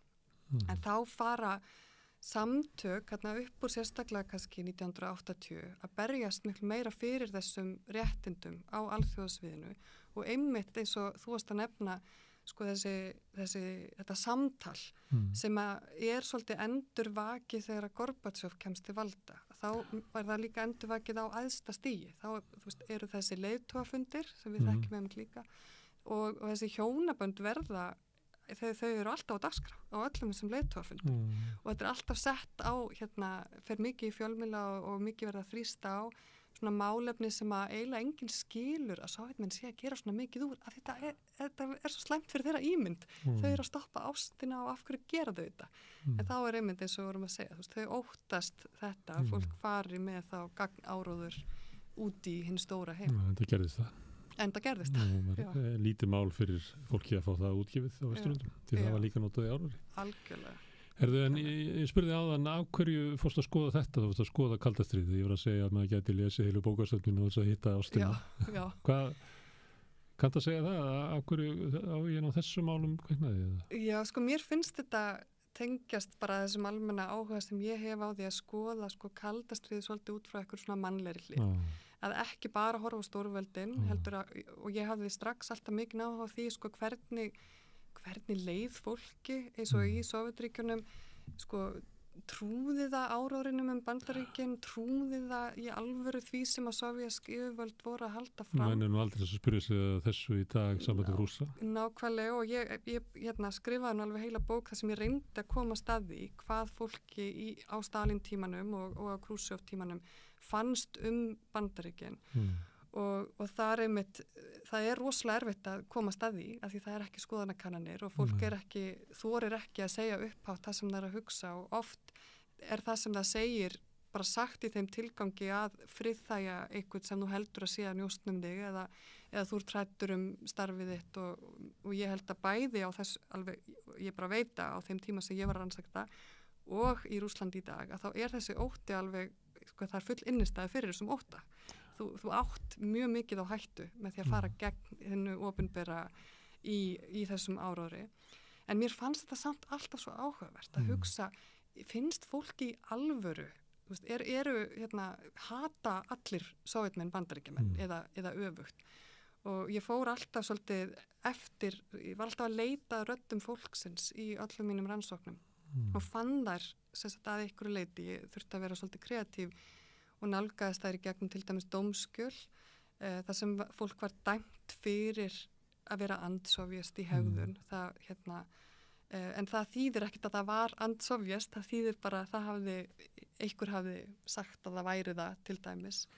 Þannig að þetta er alveg rosalega flókin spurning hvað fólki finnst í alvörunni, en mér fannst þegar ég var komin inn að þetta skoða þessi hjónabönd, að þau segja okkur svo margt bæði hvernig þessi tengsl eru bara á heimavistinu og bókasafninu og hvernig svo þetta alþjóða samstarf þessi stórveldi, hvernig áhrif þau hafa bara alveg inn í hjónaherbyggi. Og það voru líka dæmi þetta á Íslandi, alveg fjölmörg dæmi hvernig svona tengsl skapast í gegnum bara námsmannaskipti og einhvern veginn hafði örugglega alltaf einhver áhrif eins og þú varst að lýsa, við vorum að vonast til þess að þetta samtali hefði eitthvað svona öldu áhrif, að það myndi auka skilning og auka kannski bara mannúð, einhvers konar Það voru eitthvað svona súmyndir algjörlega og ég er alveg vissum að það hefur gert það. Það er auðveldar að taka ákvarðanir að slíta þeim, Vist að vera meiri núna heldur en var Já, ég er nefnilega, það sló mig alveg þegar þetta var komið á þann stað núna og einmitt eins og segja, því þetta var hægt í kaldastríðinu, að þá var meiri vilja til þess að halda þessu gangandi heldur en virðist vera núna. Þetta er íslenska sögur sem eru inn á þessu, hefur verið að skoða þær, eins og Já, það er einmitt Benjamin H. Eriksson og hans Já, hann er auðvitað fyrir kaldastríðið. En besta dæmið okkar er auðvitað þegar að Sovétríkin opnast eftir andlát Stalins, að þá finnst mér það vera mjög lýsandi fyrir sterk tengsl íslenskra sósíalista við Sovétríkin að það eru 2 íslenski námsmenn sem eru rauninni fyrstu vestrænu námsmennirnir sem koma til Sovétríkina og það eru þeir Arnór Hannibalsson og Árni Bergmann og það er eins og ég var að lýsa hjá Bandaríkjamönnum að það er bara hægt að lesa það líka í sögu Árna og Lenu Bergmann, að hann eru einmitt einn af þessum námsmönnum sem að kynnist konu sinni í Sovétríkjunum, en þau koma til Íslands og mér minni nú að hann lýsi því að það var ekkert alveg hlaupið að því, en þau komu og það eru fleiri svona dæmi, Þórunn Askenasi sem fór í tónlistanám til Sovétríkjana, þannig að það lýsi því bara hvernig þetta opnar heiminn fyrir fólkið og hvað það hefur verið algengt. Hvað það hefur verið algengt. Ástin sprettur alls þar. Nákvæmlega. Ef við getum talið upp svona bara íslensk dæmi að þá getum að ímynda sig hvað eru mörg í Bandaríkjunum eða hjá stærri þjóðum. En að tala ástina á stríðstímum og nú erum við náttúrulega með stríð í Evrópu og við erum með kalt stríð sem er, það er bara komið aftur og það er og inn í þessu eru alls konar sögur, einstaklingar og fjölskyldur sem að verða fyrir þessum áhrifum af þessu stríði þó að ég kannski fer lítið fyrir það í fréttum að nú er Zelenski svo mikið í fréttunum út af hans fundum og svona, ég fór að velta fyrir mig að vera að hlusta á eitthvað þessu að við sjáum eiginlega aldrei inn að fréttir af almenningi í Úkraínu eða í Rússlandi eða að við kynnumst þessu stríði eiginlega ver heldur en eiginlega flestum stríðu sem ég man eftir ég minnst alveg frá Víetnamstríðinu þá hafa verið stríðsfréttarittar á staðnum og sagt okkur frá atbörðum með einhverju sjónarhorni af jörðunniðri en núna erum við alltaf í einhvern veginn svo við séum einhverju stjórnkerfi herri í hana. Já, það er kannski alveg rétt að hefðbundnir fjölmiðlar eru mjög mikið að fókusera á Zelenski og þess að svona Þetta stórvelda tapp það sjást ekki söguna þínar í ég sé það reynd svolítið á samfélagsmiðlunum aðalega Twitter að það er að fylgja það er svona meira fólk að segja eitthvað frá því sem er að gerast á jörðinni en það er samt einmitt líka eins og við kannski höfum séð undanfarna daga það þarf svolítið mikið svona hvað kallar maður miðlalæsi og alveg eins og bara þegar maður er að horfa áróður í köldu stríði að það eru auðvitað fólk er að tefla fram einhverju ákveðnu sjónarhorni líka og sérstaklega kannski á samfélagsmiðlum. Finnst þér að skipta máli að við áttum okkur á því þarna í þessum átökum er fólk með hjörtu og þarna eru tilfinningar og fólk bara að í sinni lífsglímu og eiga sína ævintýri og sína harma? mér finnst það alveg skipta rosalega miklu máli að einmitt að reyna að skilja bæði sko, eins og við rættum áðan, bæði hvað fólk að hugsa, trúir það í alvöru áróðrinum sem að það heyrir, þá ég kannski að hugsa sérstaklega í Rússlandi, en eins líka að reyna að skilja sko Úkraínumenn, skilja eins og sko það kom alveg að vissu leitað óvart hvað Úkraínumenn hafa þjappað sér rosalega sterkt saman, því að það var alls ekki eins og þeir væru allir stuðningsmenn Zelenskís áður en að stríðið bjóð til einhvern veginn úkraínska þjóðnisíkju bjóð til alveg nýja tilfinningu skiljanlega, en mér finnst það hafa verið mjög áhrifaríkt að fylgjast með eins og þessum sögum af sérstaklega kannski þessum flóknu fjölskyldutengslum sem að ná alveg, það ekki bara sko Úkraína og Rússland, það eru þarna alveg 15 Sovjetlýðveldi og þetta hefur alveg verið mikið rannsaka líka á Sovjettímanum eins og ég að gera og alveg fram á daginn í dag, því þetta ekki bara þjóðernis pælingar, heldur einmitt líka oft einhverjar kynþáttapælingar sem að koma þarna inn í, og það var alveg augljóst sko út frá mínu rannsóknarefni alveg frá 2005 að þá var aftur farið að ræða það að banna hjónabönd rússneskra kvenna við útlendinga, en þá var það út frá algjörlega þjóðernislegum sjónarmiðum. Það var Sirinovski sem að studdi þá til að breyta Íslandi í fanganýlendu. Já, og það var einmitt út af þessu. Hann nú blessunlega dáin kallinn, það var ekki fyrir það eitthvað. Jú, hann dáin. Hann eftir yfir kjaft. En það sýnir samt að þessar hugmyndur að vernda eitthvað ákveðna kynstofna hafa verið við líði bara mjög lengi og það oft grunnt á þeim. Það voru snýrstu allt þetta. Já, en varðandi svona hvernig einstaklingarnir í stríða, þú ert að tala Úkraínumenn og hvernig þjóðin þjappaði sér saman, þar inni náttúrulega fólk sem að skilgreina sig sem Úkraínumenn í stríði við Rússa en eru alin upp á rússnesku og ég held að meina Zelenski ég held að allir sem eru aldrei upp með úkraínsku heyra að hann bara þeir segja hann sé að batna alltaf en hann talar úkraínsku með þykkum rússneskum hreim. Þannig að það svona þannig að þetta fer alveg átöki fara inn í sko sjálfsmyndina hjá fólki. Þú veist, hver er ég hreinn eða ég réttur eða? Já, alveg algjörlega og einmitt í sjálfsmyndin ertu líka alltaf að spegla því einhverjum öðrum, þannig að þegar þú ert í fjölskyldu sem er rússnesk úkraínsk eins og fjölmargir, að þá getur þetta verið mjög erfitt og sársökafullt í samskiptum, bara innan einmitt fjölskyldna og alveg fjölmörg dæmi það að það gangi illa og fólk bara hafi hægt að ræða þessi mál, forðist að ræða þau eða bara hafi slitið á tengsl út af erfiðleikum. Herðu, kaldastríðið, þú fórst að læra Rússlandsfræði og einbyttir af kaldastríðinu. Þá var það svona svolítið skrítið val, kaldastríðið búið. Það svo koma bara aftur. Nú bara kaldastríðið komið aftur. Hvað finnst þér það svona þessa breytingu í, hvað ég var að tala átökunum á milli stórveldana? Þetta er svolítið eins og sé verið að draga það inn í einhvern svona heim sem að Já, ég held að það ekki beint góður sko.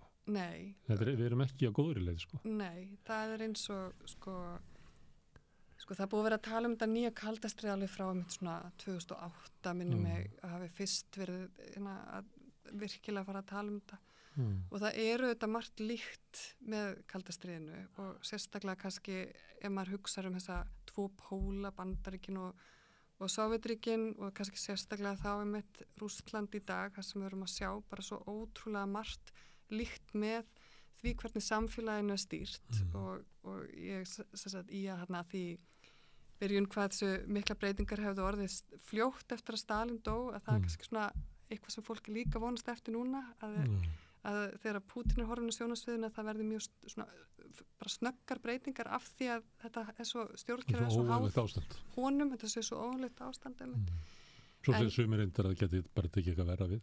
Já, og það er kannski líka svipað að það var í Sovjetríkjunum að það er rosalega erfitt að sjá einhverja sviðsmynd af því það er ekki eins og arftakarnir séu bara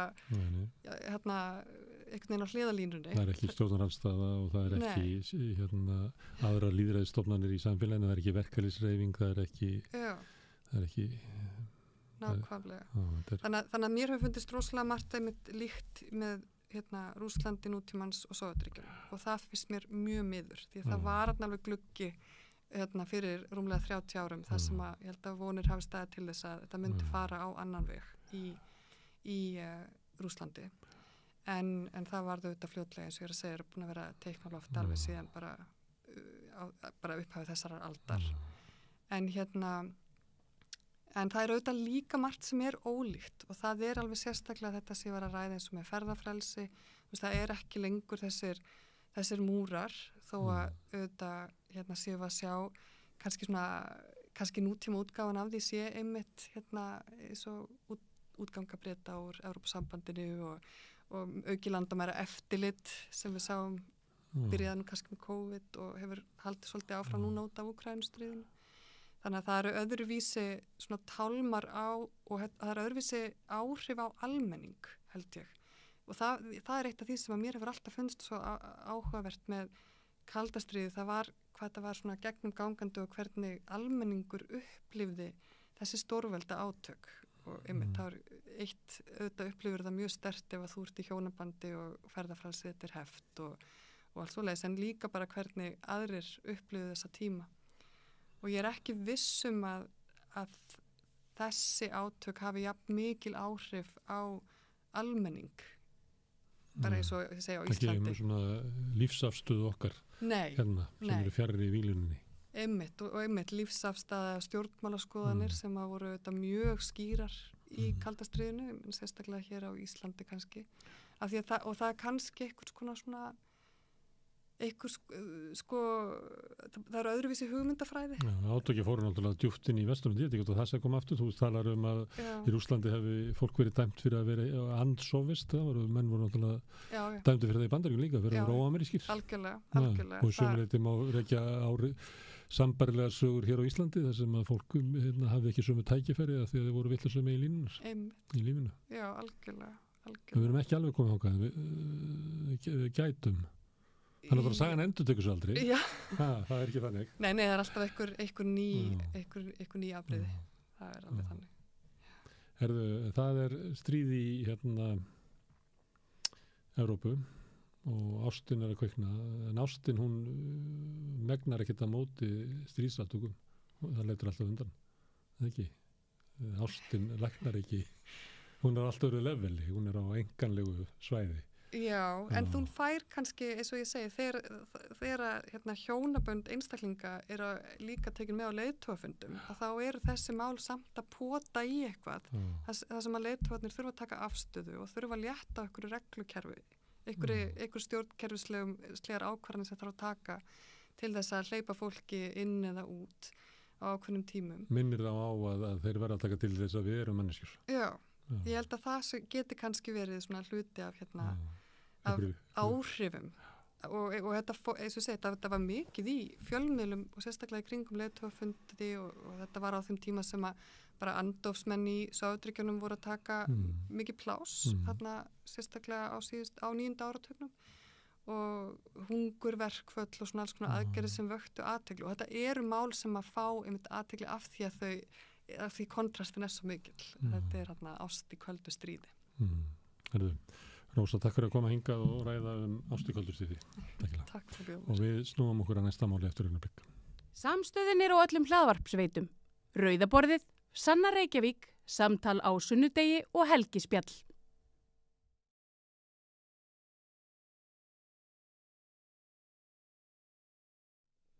Þá ræðum við sveitafélögin sem er í vanda. Þau eru eitt af þeim fyrirbröðum sem er lendi í vanda út af hækkun vaxta og ef þú skuldar mikið þá er vaxtahækkanir ekki gott. Þannig étaður upp ráðstöfunarfé og þú lendir í vandra og þetta taka ákvarðanir hvað allir gera við peningar sem eftir eru. Þetta eru sveitafélög all landa að berjast við. En við ætlum aðeins að kannski að bakka frá ástandi dagsins og skoða kannski hverjir eru svona veikleika sveitarfélaganna, hvað veldur því að þau lenda svona fljótt í vanda. Og hingað er komin prófessor í stjórnmálafræði upp í Háskóla, Eva Marín Hlinsdóttir. Þetta er velkomin. Takk fyrir. Þú valdi það að skoða sveitarstjórnir, að meðan allir aðrir voru að skoða þingið. Já, ég ákvaða að fara svona meir í nærsamfélagið, sko. Mér fannst það áhugavert. En það er verið að tala svona verkaskiptingu milli sveitarfélagana, það eru vandamálanna, það eru náttúrulega semja við ríkið og ríkið er náttúrulega anstíl og samningsaðili alltaf, það svindlar alltaf á öllum, þannig að fólk sveitarfélagana tekið yfir stór verkefni að fá lítið pening fyrir það.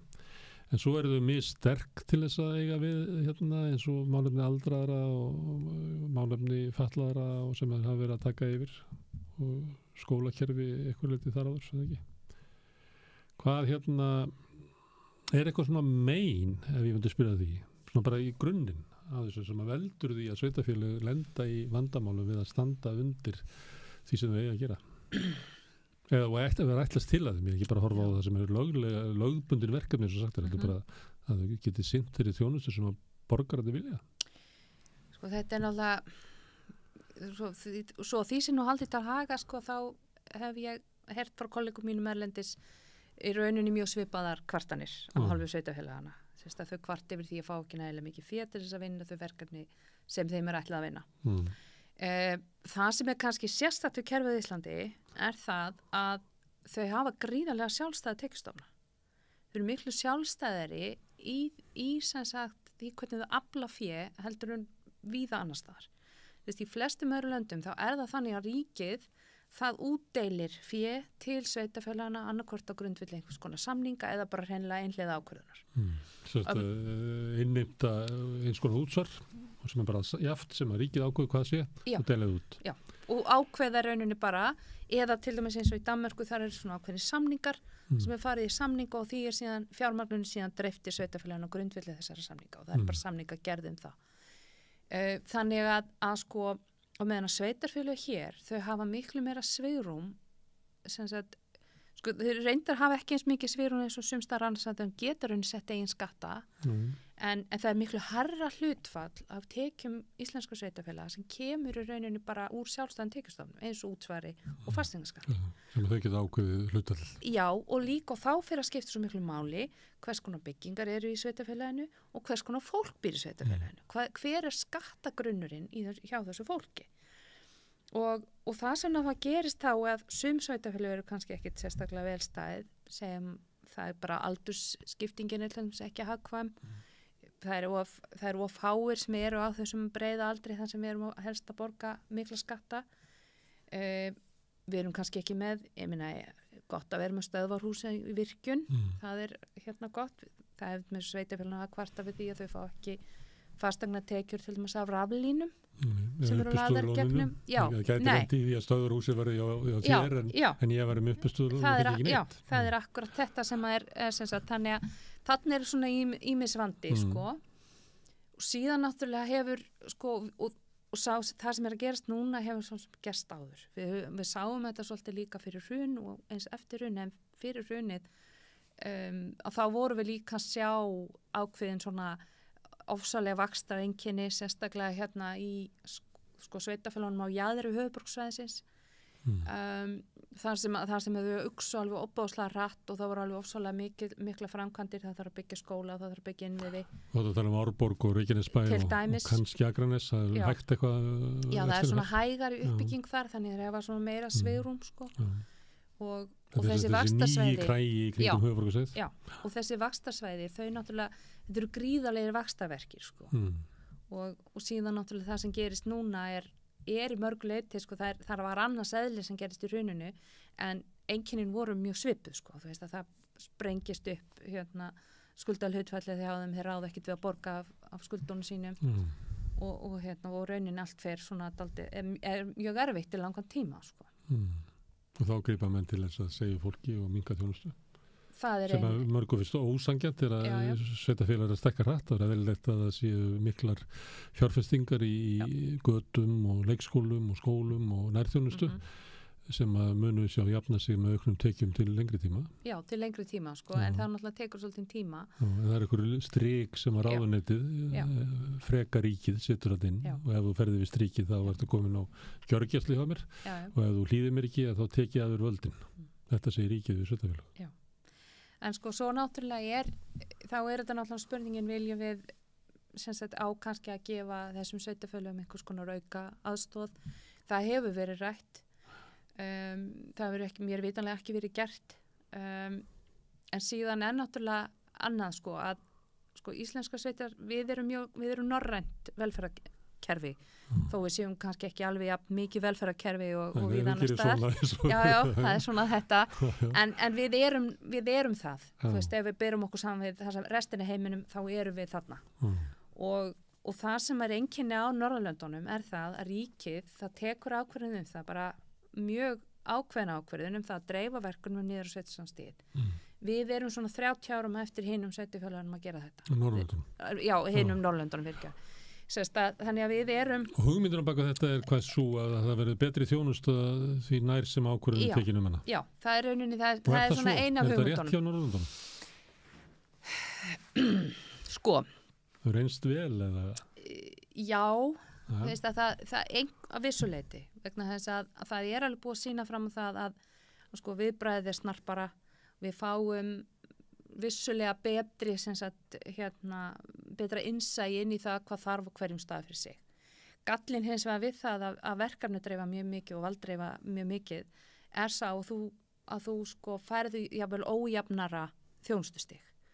Lausnin á því er þá að setja ójafnara hvernig þá að rauninni þú að því að þú býrð í 400 manna sveitarfélagi færst svona þjónustu en ég fæ miklu betri að því ég bý 80 manna. Já, það er rauninni þannig ójafnara.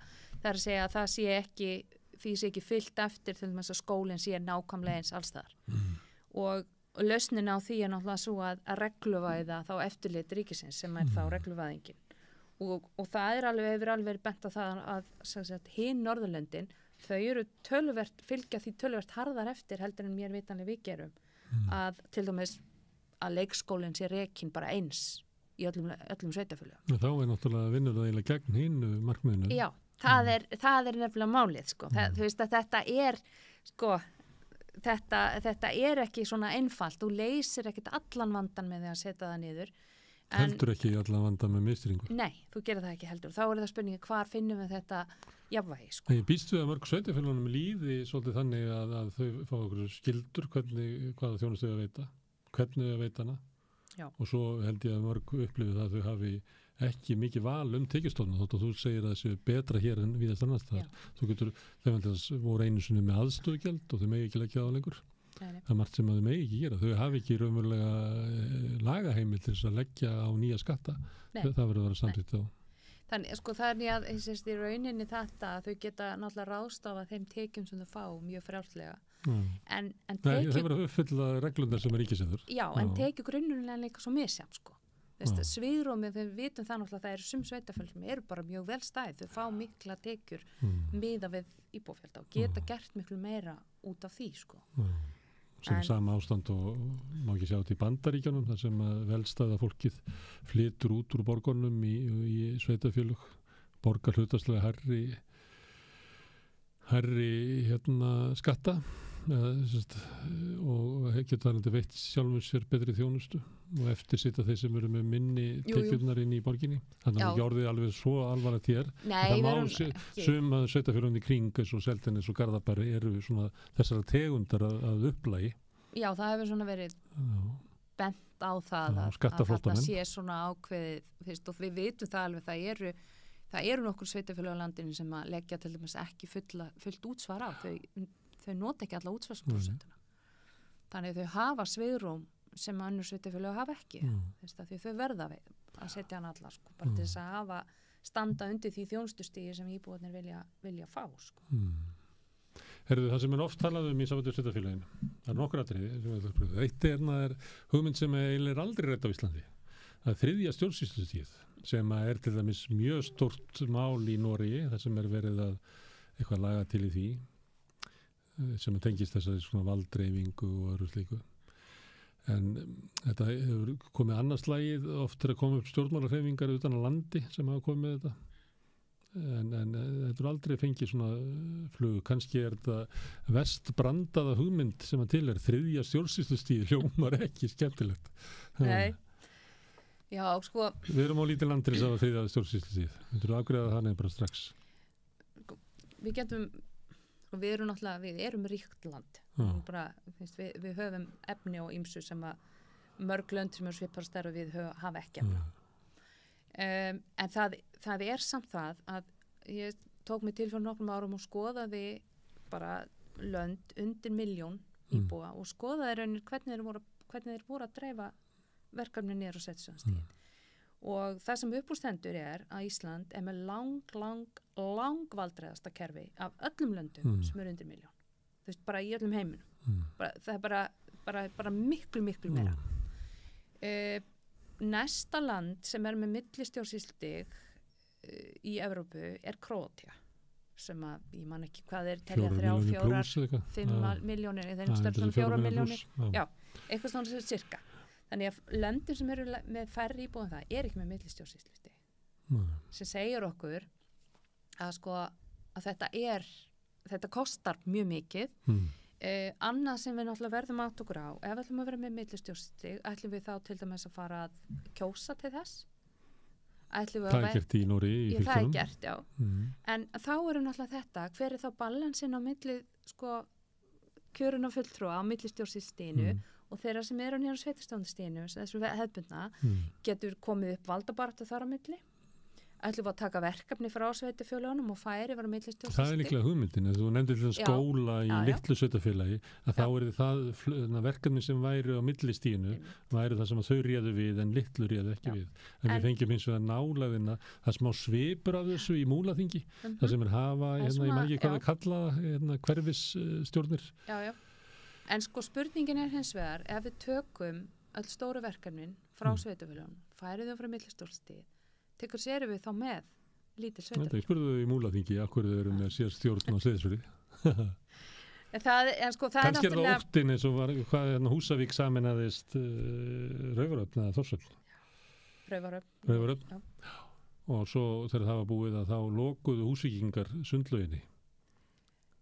Já, Húsvíkingar lokuðu sundlauginni. Þannig verið upplöfunni frá litla sveitarfélaginu. Já, sem sagt eitt af því sem þetta mjög áhugaverð tilraun í Múlaþingi.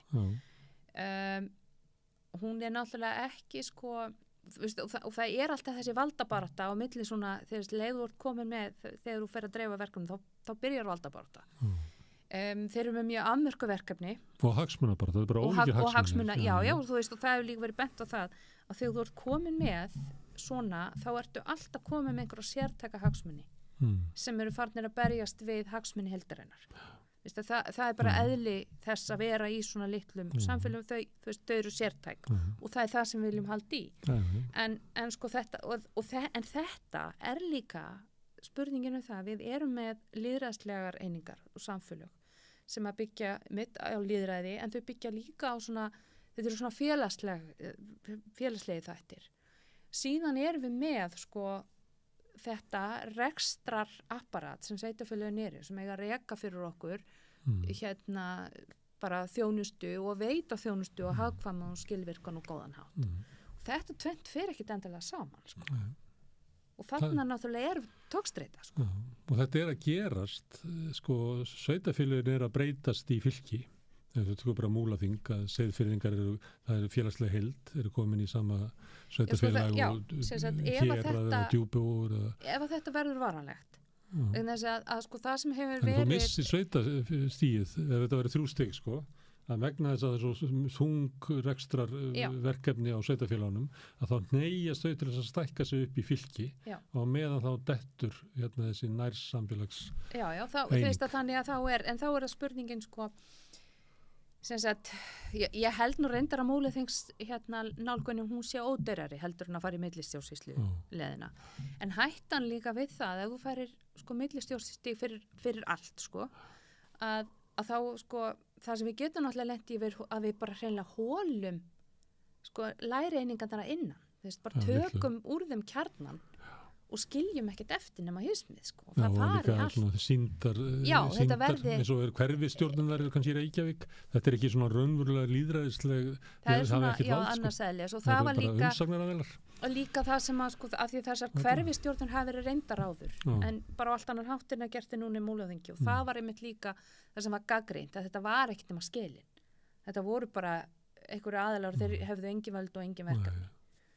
Þannig að finnst þér að við ættum að vera að tala um svona hluti? Hvernig við ætlum að hafa þetta?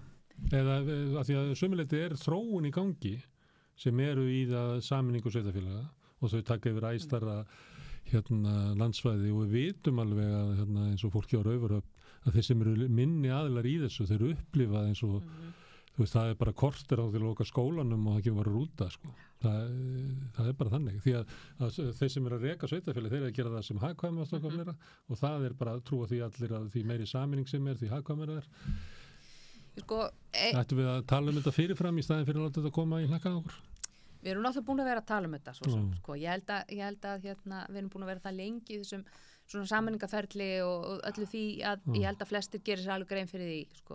En við þurfum kannski líka að velta fyrir okkur sko væri ef að þetta væri bara sér sveitarfélag, stendur það undir sér?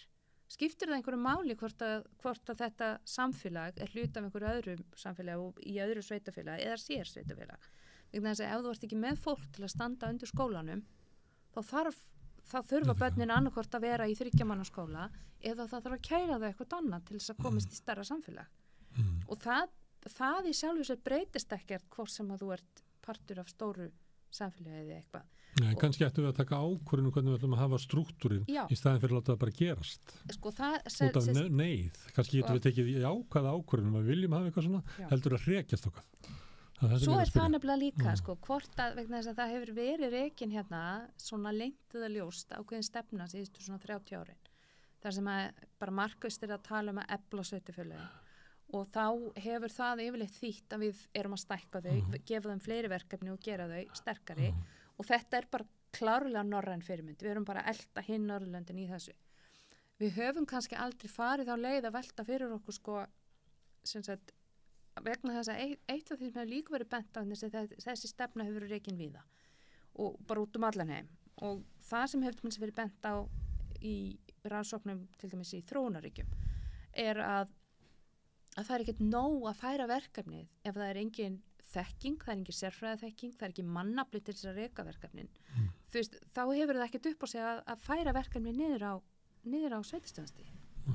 Og við höfum kannski ekkert mikið rætt þetta. Þú veist, það þarf að vera fólk, það þarf að vera til fólk til þess að reka þessi verkefni. Og sem sagt, ef þú ert bara með eitthvað köku, hún stækkar ekkert, þú brjótar hann upp í margar einingar sko. Nei. Kannski líka bara ríkið bara svo fegið að vera laust við þetta að það hugsa ekki út í það sko, hvernig það verður í höndinni. Af því að ég var að segja að ríkið væri svona skeppna í öllum samlingum sko, þá verður það verið miskulast. Þú nefndir litla sveitarfélagi hérna sem að gæti bara ekki staðið undir skólanum, getur ekki staðið undir þessum kröfum, getur ekki staðið undir þjónustu við fallaða og aldraða og eitthvað fleira. Og þá önnur umræða að sveitarfélagin þetta séu mörg hver, bara allt og lítil. Hvað segir því? Sko og það hefur verið hugmyndur að neyða þau til sameiningar. Það var reynda líka í Noregi því að það hugmyndir líka þó að þessu með kannski miklu svona þróaðra kerfi að þá var þetta kosningamál held ég þar síðast og þá rauk þá rauk miðflokkurinn upp í fylgi þess að hann sagði bara nei takk, við viljum þetta ekki. Og það kom í ljós að þá var sko stjórnmála flokkanir eiginlega allir nema við flokkurinn og svona bara allt kerfið á því að stækka sveitarfélögin og sameina þau. En það kom svolítið í ljós að sko fólk vildi það ekki, langt umfram þá sem að kusu miðflokkin. Ég held að það verið 70% af fólki sem bara vildi þetta ekki sko. Sko í rauninni það er miklu fleiri lönd með hlutfallslega smærri sveitarfélög heldur en risastór. Það danska leiðin, hún er sjaldgæf. Það er ekkert mörg lönd sem hafa farið þessa leið. Sem er hver? Að sameina bara mjög ákveðið og stækka þau svona gríðarlega mikið eins og Danir gerðu fyrir nokkrum árum. Það eru ekkert mörg, bara til að við skoðum að Evrópu, það er ekkert mörg lönd sem hafa farið þessa leið. Það er sko Bretland, kannski Portugal, mögulega Ísland sem hafa farið svona alveg ákveðið. Og við höldum bara í þessa samfélagsmynd okkar og þessa sko náttúrulega eins og hér þá eru sveitarfélögin, þau eru svona samofin líka svolítið svona hugmyndum okkar bara hvernig Íslandu við verið frá landnámi, þetta eru gamla reyningar, þetta eru rauninni þetta er ekki bara sko lýðræðislega reyningar, heldur þetta svona samfélagslega reyningar sem hafa verið lengi til og eru þessna bara fastar í minni hjá okkur. Síðan kemur hrunamannareppir sko, það er akkurat þetta. Það sem síðan er að gerast núna er að við erum sem sagt ríkið og sveitarfélögin eru fann að reka miklu meira af verkefnum og þjónustu til sem þau veita borgurunum heldur var fyrir 150 árum þegar þetta kerfi sem við búum í núna, það er cirka 150 ára gamalt. Það var með lögum stofnað 1872. Þannig að þú veist og samfélagið sem við búum í er bara allt öðru sig og það vill fá góða þjónustu og það vill fá hagkvæma þjónustu og sem sagt skilvirka. Ef við viljum vera í kerfi þar sem við erum með mjög litlar einingar, þá þurfum við annarkvort að sætta okkur við það að þessar einingar hafi bara ekki hlutverk og það sé bara einhver annar sem sjáu þetta þjónustu hlutverk fyrir þau og þau séu þá bara með eitthvað mjög afmarkað og lítið. Þú veist að það er alveg hægt, það er fullt af löndur sem gerir þetta. Til þess nota við ekki gert samninga við aðra. Við geta gert samninga við aðra, þú veist við höfum verið að gera þetta. Það er hins vegar ekkert sérstaklega hagkvæmt að gera samninga við aðra og það er svona, þú veist að þá spyr maður, er kannski bara hreinlegra að fara alla leið og saminast eða sérstaklega en sko... Út úr samningunum ef ég má skjóta inn hann, þá koma fyrirbyrði sem er hálfur óskapnaður eins og Strætó, Sorpa sem eru sko rosalega mikilvæga stofnanir en aðgengi okkar kjósenda þeim er eiginlega ekki neitt sko því þetta er eiginlega bara milliríkjasamningar. Já, það er nefnilega gallin við þetta. Þess að þegar þú ferð, en sko við lostum, eins og við segjum, Strætó og Sorpa eru rekin á stærstu sveitarfélögum landsins. Við lostum ekkert við þetta þessar sammenninga, samstarfsamninga þó við stækkum sveitarfélögin. Við getum búið til, já ég er komin aftur í þriðja stjórn, við getum búið til höfuðborgarstjórn sem er í kosin til þess að reka þessar einingar. Þú veist að það er ýmsar lausnir á, en sko þetta er alltaf svolítið bara viljum við halda í, að því að svo er annað sko að sko samfélagið sem slíkt, sem sko það er ekki endilega sama sem merkja sveitarfélag. Við sem höfum kannski búið í litlum sveitarfélögum, mjög litlum sveitarfélögum, að við erum svolítið gjörn á að horfa á samfélag sama sem sveitarfélag, vegna þess að þau eru svo smá. En þannig er það náttúrulega alls ekki. Þú veist, það er fullt af, það er sko, Reykjavík er fullt af mismunandi samfélögum. Þú veist, það er ekki eitt samfélag, það er mörg, sko. Þannig að sko og stór hluta fólki sem bara fer á milli já, og tengir í mjög ólíkt við þessi samfélag en það er bara þetta sko þó að ég fái þjónustu frá einhverju öðru apparati heldur en sem sagt mínu svona samfélagi að það svo samfélagi mitt líður ekkert fyrir það sko ég verði það hluti af því og svoleiðis en það er bara þessi svona krafa það að við getum haft áhrif á ákvarðanatöku, lýðræðislega ákvarðanatöku og síðan þetta að við fá þjónustu sem er ódýr og hagkvæm og skilvirk að þetta er bara, þarna er tókstreitt og það er alveg búið að margsýna fram á það. Þetta er bara lýðræðið. Það kostar vesen og alls konar svona, það er besta leiðin til þess að koma ykkur í gegn eða ekki. Við viljum ekki sitja uppi með það sem við upplöfum við höfum ekkert áhrif á næringur okkar svo er það líka ég held að við viljum ekkert endilega að allir okkar þjónustu og ákvörðunartöku sé stjórna sérfræðingunum þó þeir séu góðir út af fyrir sig þeir eru þarfir allar ákvarðanir við viljum hafa vegna þess að sumt af því sem við erum að taka ákvörðunum það er bara ákvörðunum það við viljum gera þetta svona en ekki einhvern veginn öðru sig og svona þessar gott dæmi svona sérfræðingaveldi hefur skipulagsmál hafa oft verið tekið sem dæmi fyrst þegar þau eru svona verða kannski svona á 7. og 7. áratug síðustu aldar þegar það fer að koma upp þá er þetta svona bara, já þetta á bara að vera í höndum sérfræðingana og almenningur eða þessi amatörur í pólitíkinni geta skipta sér að því en síðan alltaf kemur það alltaf inn að við förum átt okkur á því að það er pólitísk ákvörðun það hvar við ætlum að setja niður iðnaðarhverfi hvar við ætlum að búa, hvar við ætlum að vera með verslun. Og þetta eru pólitískar ákvörðunum lífsviðurværi okkar og sko á að taka ákvörðunum í samstarfi við sérfræðingana en ekki bara útvístaði alveg til þeirra. Sko. Svona lýðræði þannig að sérfræðingarnir geta lagt upp málinn en það sé almenningur sem velur. Já. Þannig að ekki gott að sérfræðingarnir velja. Ekki bara, sko, við þurfum... Þeim hættir oft til þess að búa til einhvern veruleika fyrir okkur sem við ættum að lifa, við ættum að vera glöðin í honum, en við erum það svo ekki. Ekki dendilega. Talaðu því þú varst að tala borgarskipulaginu eftirstríðsárunum sem voru einmitt þannig. Já. Þau skilgreindu þarfir okkar og væntingar og vonir svo þröngt. Jú. Herðu, en að þið verðum að tala þetta og í alls konar svona stjórnmála hugmyndum er hugmyndunum að það sé gott að færa vald í nærumhverfið og það sé líka gott fyrir mannin að búa í eins konar þorpi og þó svo settin í borg að það sé eitthvað miðja í hverfinu, það sé ekki klókt eins og hefur orðið reyndin hérna í Reykjavík að flytja verslanir út í iðnaðarhverfinu út á Granda og slikt og það er þétting byggðar snýst náttúrulega stæðstuleitu það að flytja stofnanir hverfisins aftur inn í hverfin, þannig að við getum lifað í svona heild. Og þá er mér langar að spyrja, sko, er þetta raunverulegt það sem að myndi henda fólki best? Það er eitthvað, liggur eitthvað fyrir í því? Eða er þetta bara svona nostalgísk hugmynd sem að við höfum að við erum alltaf að þrá þorpi sem að, þú fórst frá, ég býstu, ertu ekki þorpi? Nei, þú sagði við sem að búum í litlu samfélagi, þetta ætti eins og væri að lýsa þau væri úr litlu samfélagi? Já, ég er reyndar úr dreifbýli, sko. Já. En hérna... Það er sveitina? Jú, sveitin, sko. Já, það er nú sveita nostalgían, hún hefur nú lengi verið sterk í okkur. En sko... Og þau við sjáum líka sko vel lukkuð þorp sem hefur ekki verið raska með því að setja stórmarkað í útjaðarinn.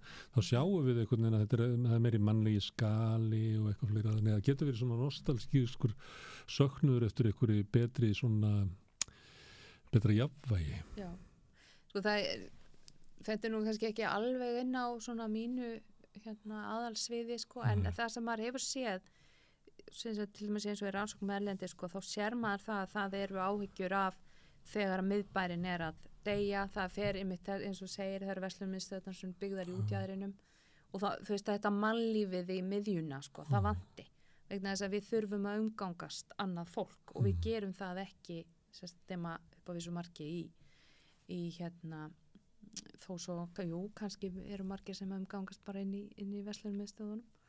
En það hefur alltaf vilja vera svona þetta að við viljum svolítið kjarna og við óttumst náttúrulega að sveppa í sko. Þess að það er vont, finnst okkur þegar að við búum að einu stað og svo keyrum við eitthvað annað. Þannig lifa flestir í Reykjavík sko. Þannig lifa náttúrulega flestir í Reykjavík og maður upplifir þannig svolítið hérna á þessum sko nágranna bæjum Reykjavíkur að keyrir í vinnuna, skutla börnunum í ballett sko einhvers konar útbyggðir frá höfuborg, frá miðbænum sko. Fólk býr náttúrulega fyrir Östafjall og keyrir í bæinn. Já. En samt í tilfinningi fyrir að við svona ætti þetta ekki að vera. Já, okkur finnst eitthvað og við erum alltaf að reyna eins og þú segir, kannski er þetta nostalgía sko, að við erum alltaf að reyna að fara aftur í þetta, en það eru nú einhverja rannsóknir sem hafa sýnt fram á það sko það að vera með einhvers konar miðbæjarmynd einhvers konar kjarna að það eykur vellíðan þannig að hverfin er ekki gett að vera það sem er skóli og það sem ætti að vera að dvala eitthvað svona dagvist fyrir eldra fólk og leikskóli og verslun það sé einhvers konar kannski eitthvað svona markaður en sko það sem er náttúrulega líka gerast núna og er eitt af því sem að sko það er ekki bara verslunarkjarnandi því nú er netverslun komin og það er verið að tala um að það sé einn en þátturinn sem munir rauninni grafa svolítið undan sko eins og þeir tala um í erlendi sko high street sko þessum aðalgötum að bara verslunar eru bara að loka vegna þess að þeir eru að fara á enn samskiptir okkar við fólk já, í rauninni sko og það er komin að því sem að Viðar Halldórsson að tala um en félagslegi galdur mun hverfa já, og það er eitt af því sem ég held að við höfum alveg lært í til dæmis bara COVID að við þurfum félagslega samskipti, ég held að það hafi verið eina bara mikilvægileg leksíunum í þeim á þeim tíma sko. Við erum næstu að tala um skiplagsmál núna en að því að þetta er að segja frá því að einu sinni labbaði frá París til Bordeaux það er svolítið löng leið, það er svona 700 kilometrar og þá labbaði maður í gegnum alls konar bæi og það var stundum fór maður í svona sem hafðu ekki verið raskað og maður lappar inn og maður kemst bara inn í bæinn sko lappandi og svo kemur maður inn í miðbæinn og þar slátrari og bakari og grænmetisali og svona miðbæinn á lífi og fólk út á götu og bara íti allt líf, bara eins og voru einhverju væmni bíómynd sko. Svo lappaði maður í næsta bæ og þar komin svona stór verslunarkjarni í útjæðrinum og maður lappar, það er erfiðleikum að koma í gegna því að vegakerfi eru orðið móta fyrir bílana og maður er að hlaupa yfir hafðputir og svona bara komin út úr einu mannlega skala allir maður er orðið sko gestur í einhverju annari manna veröld, kemur inn í miðbæinn, það sem hafði verið eins og hinu bænum, en það er horfið, það er allt dautt og lokað. Og svo lappaði maður í gegnum nýja bæ og maður er bara að gera svona rannsókn á þessu.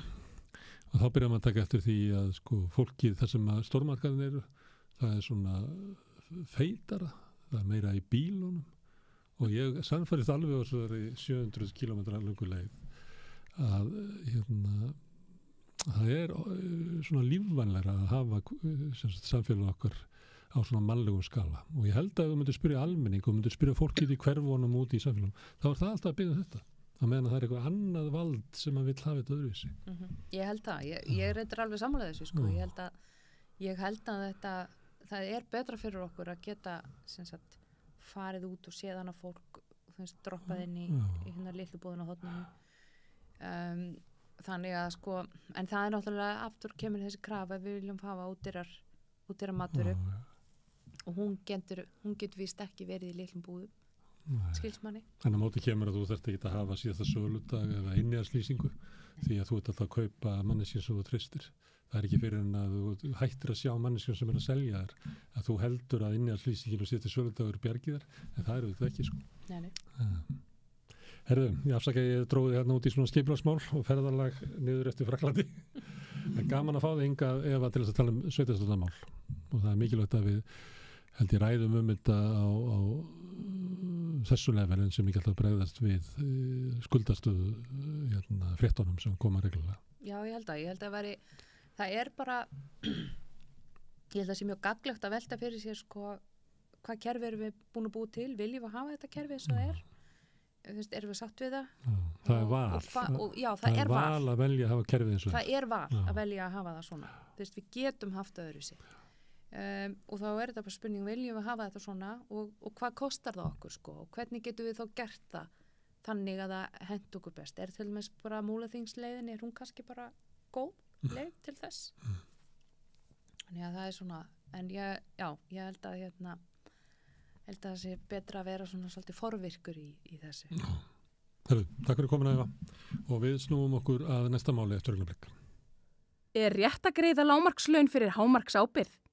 Til að manna mikilvægustu störfin þarf mannsæmandi laun, Efling stéttarfélag. Samstöðin er í eigu hlustenda, áhorfenda og lesenda. Þú getur átt samstöðina ásamt öðrum félögum í Alþýðufélaginu. Þú getur gengið í Alþýðufélagið á samstöðin.is, þar er hnappur sem segir skráning. Með því að ganga í leigjendasamtökin styður þú baráttu leigjenda. Leigjendasamtökin eru fyrir alla þá sem vilja berjast fyrir réttlátu húsnæðiskerfi. Leigjendasamtökin.is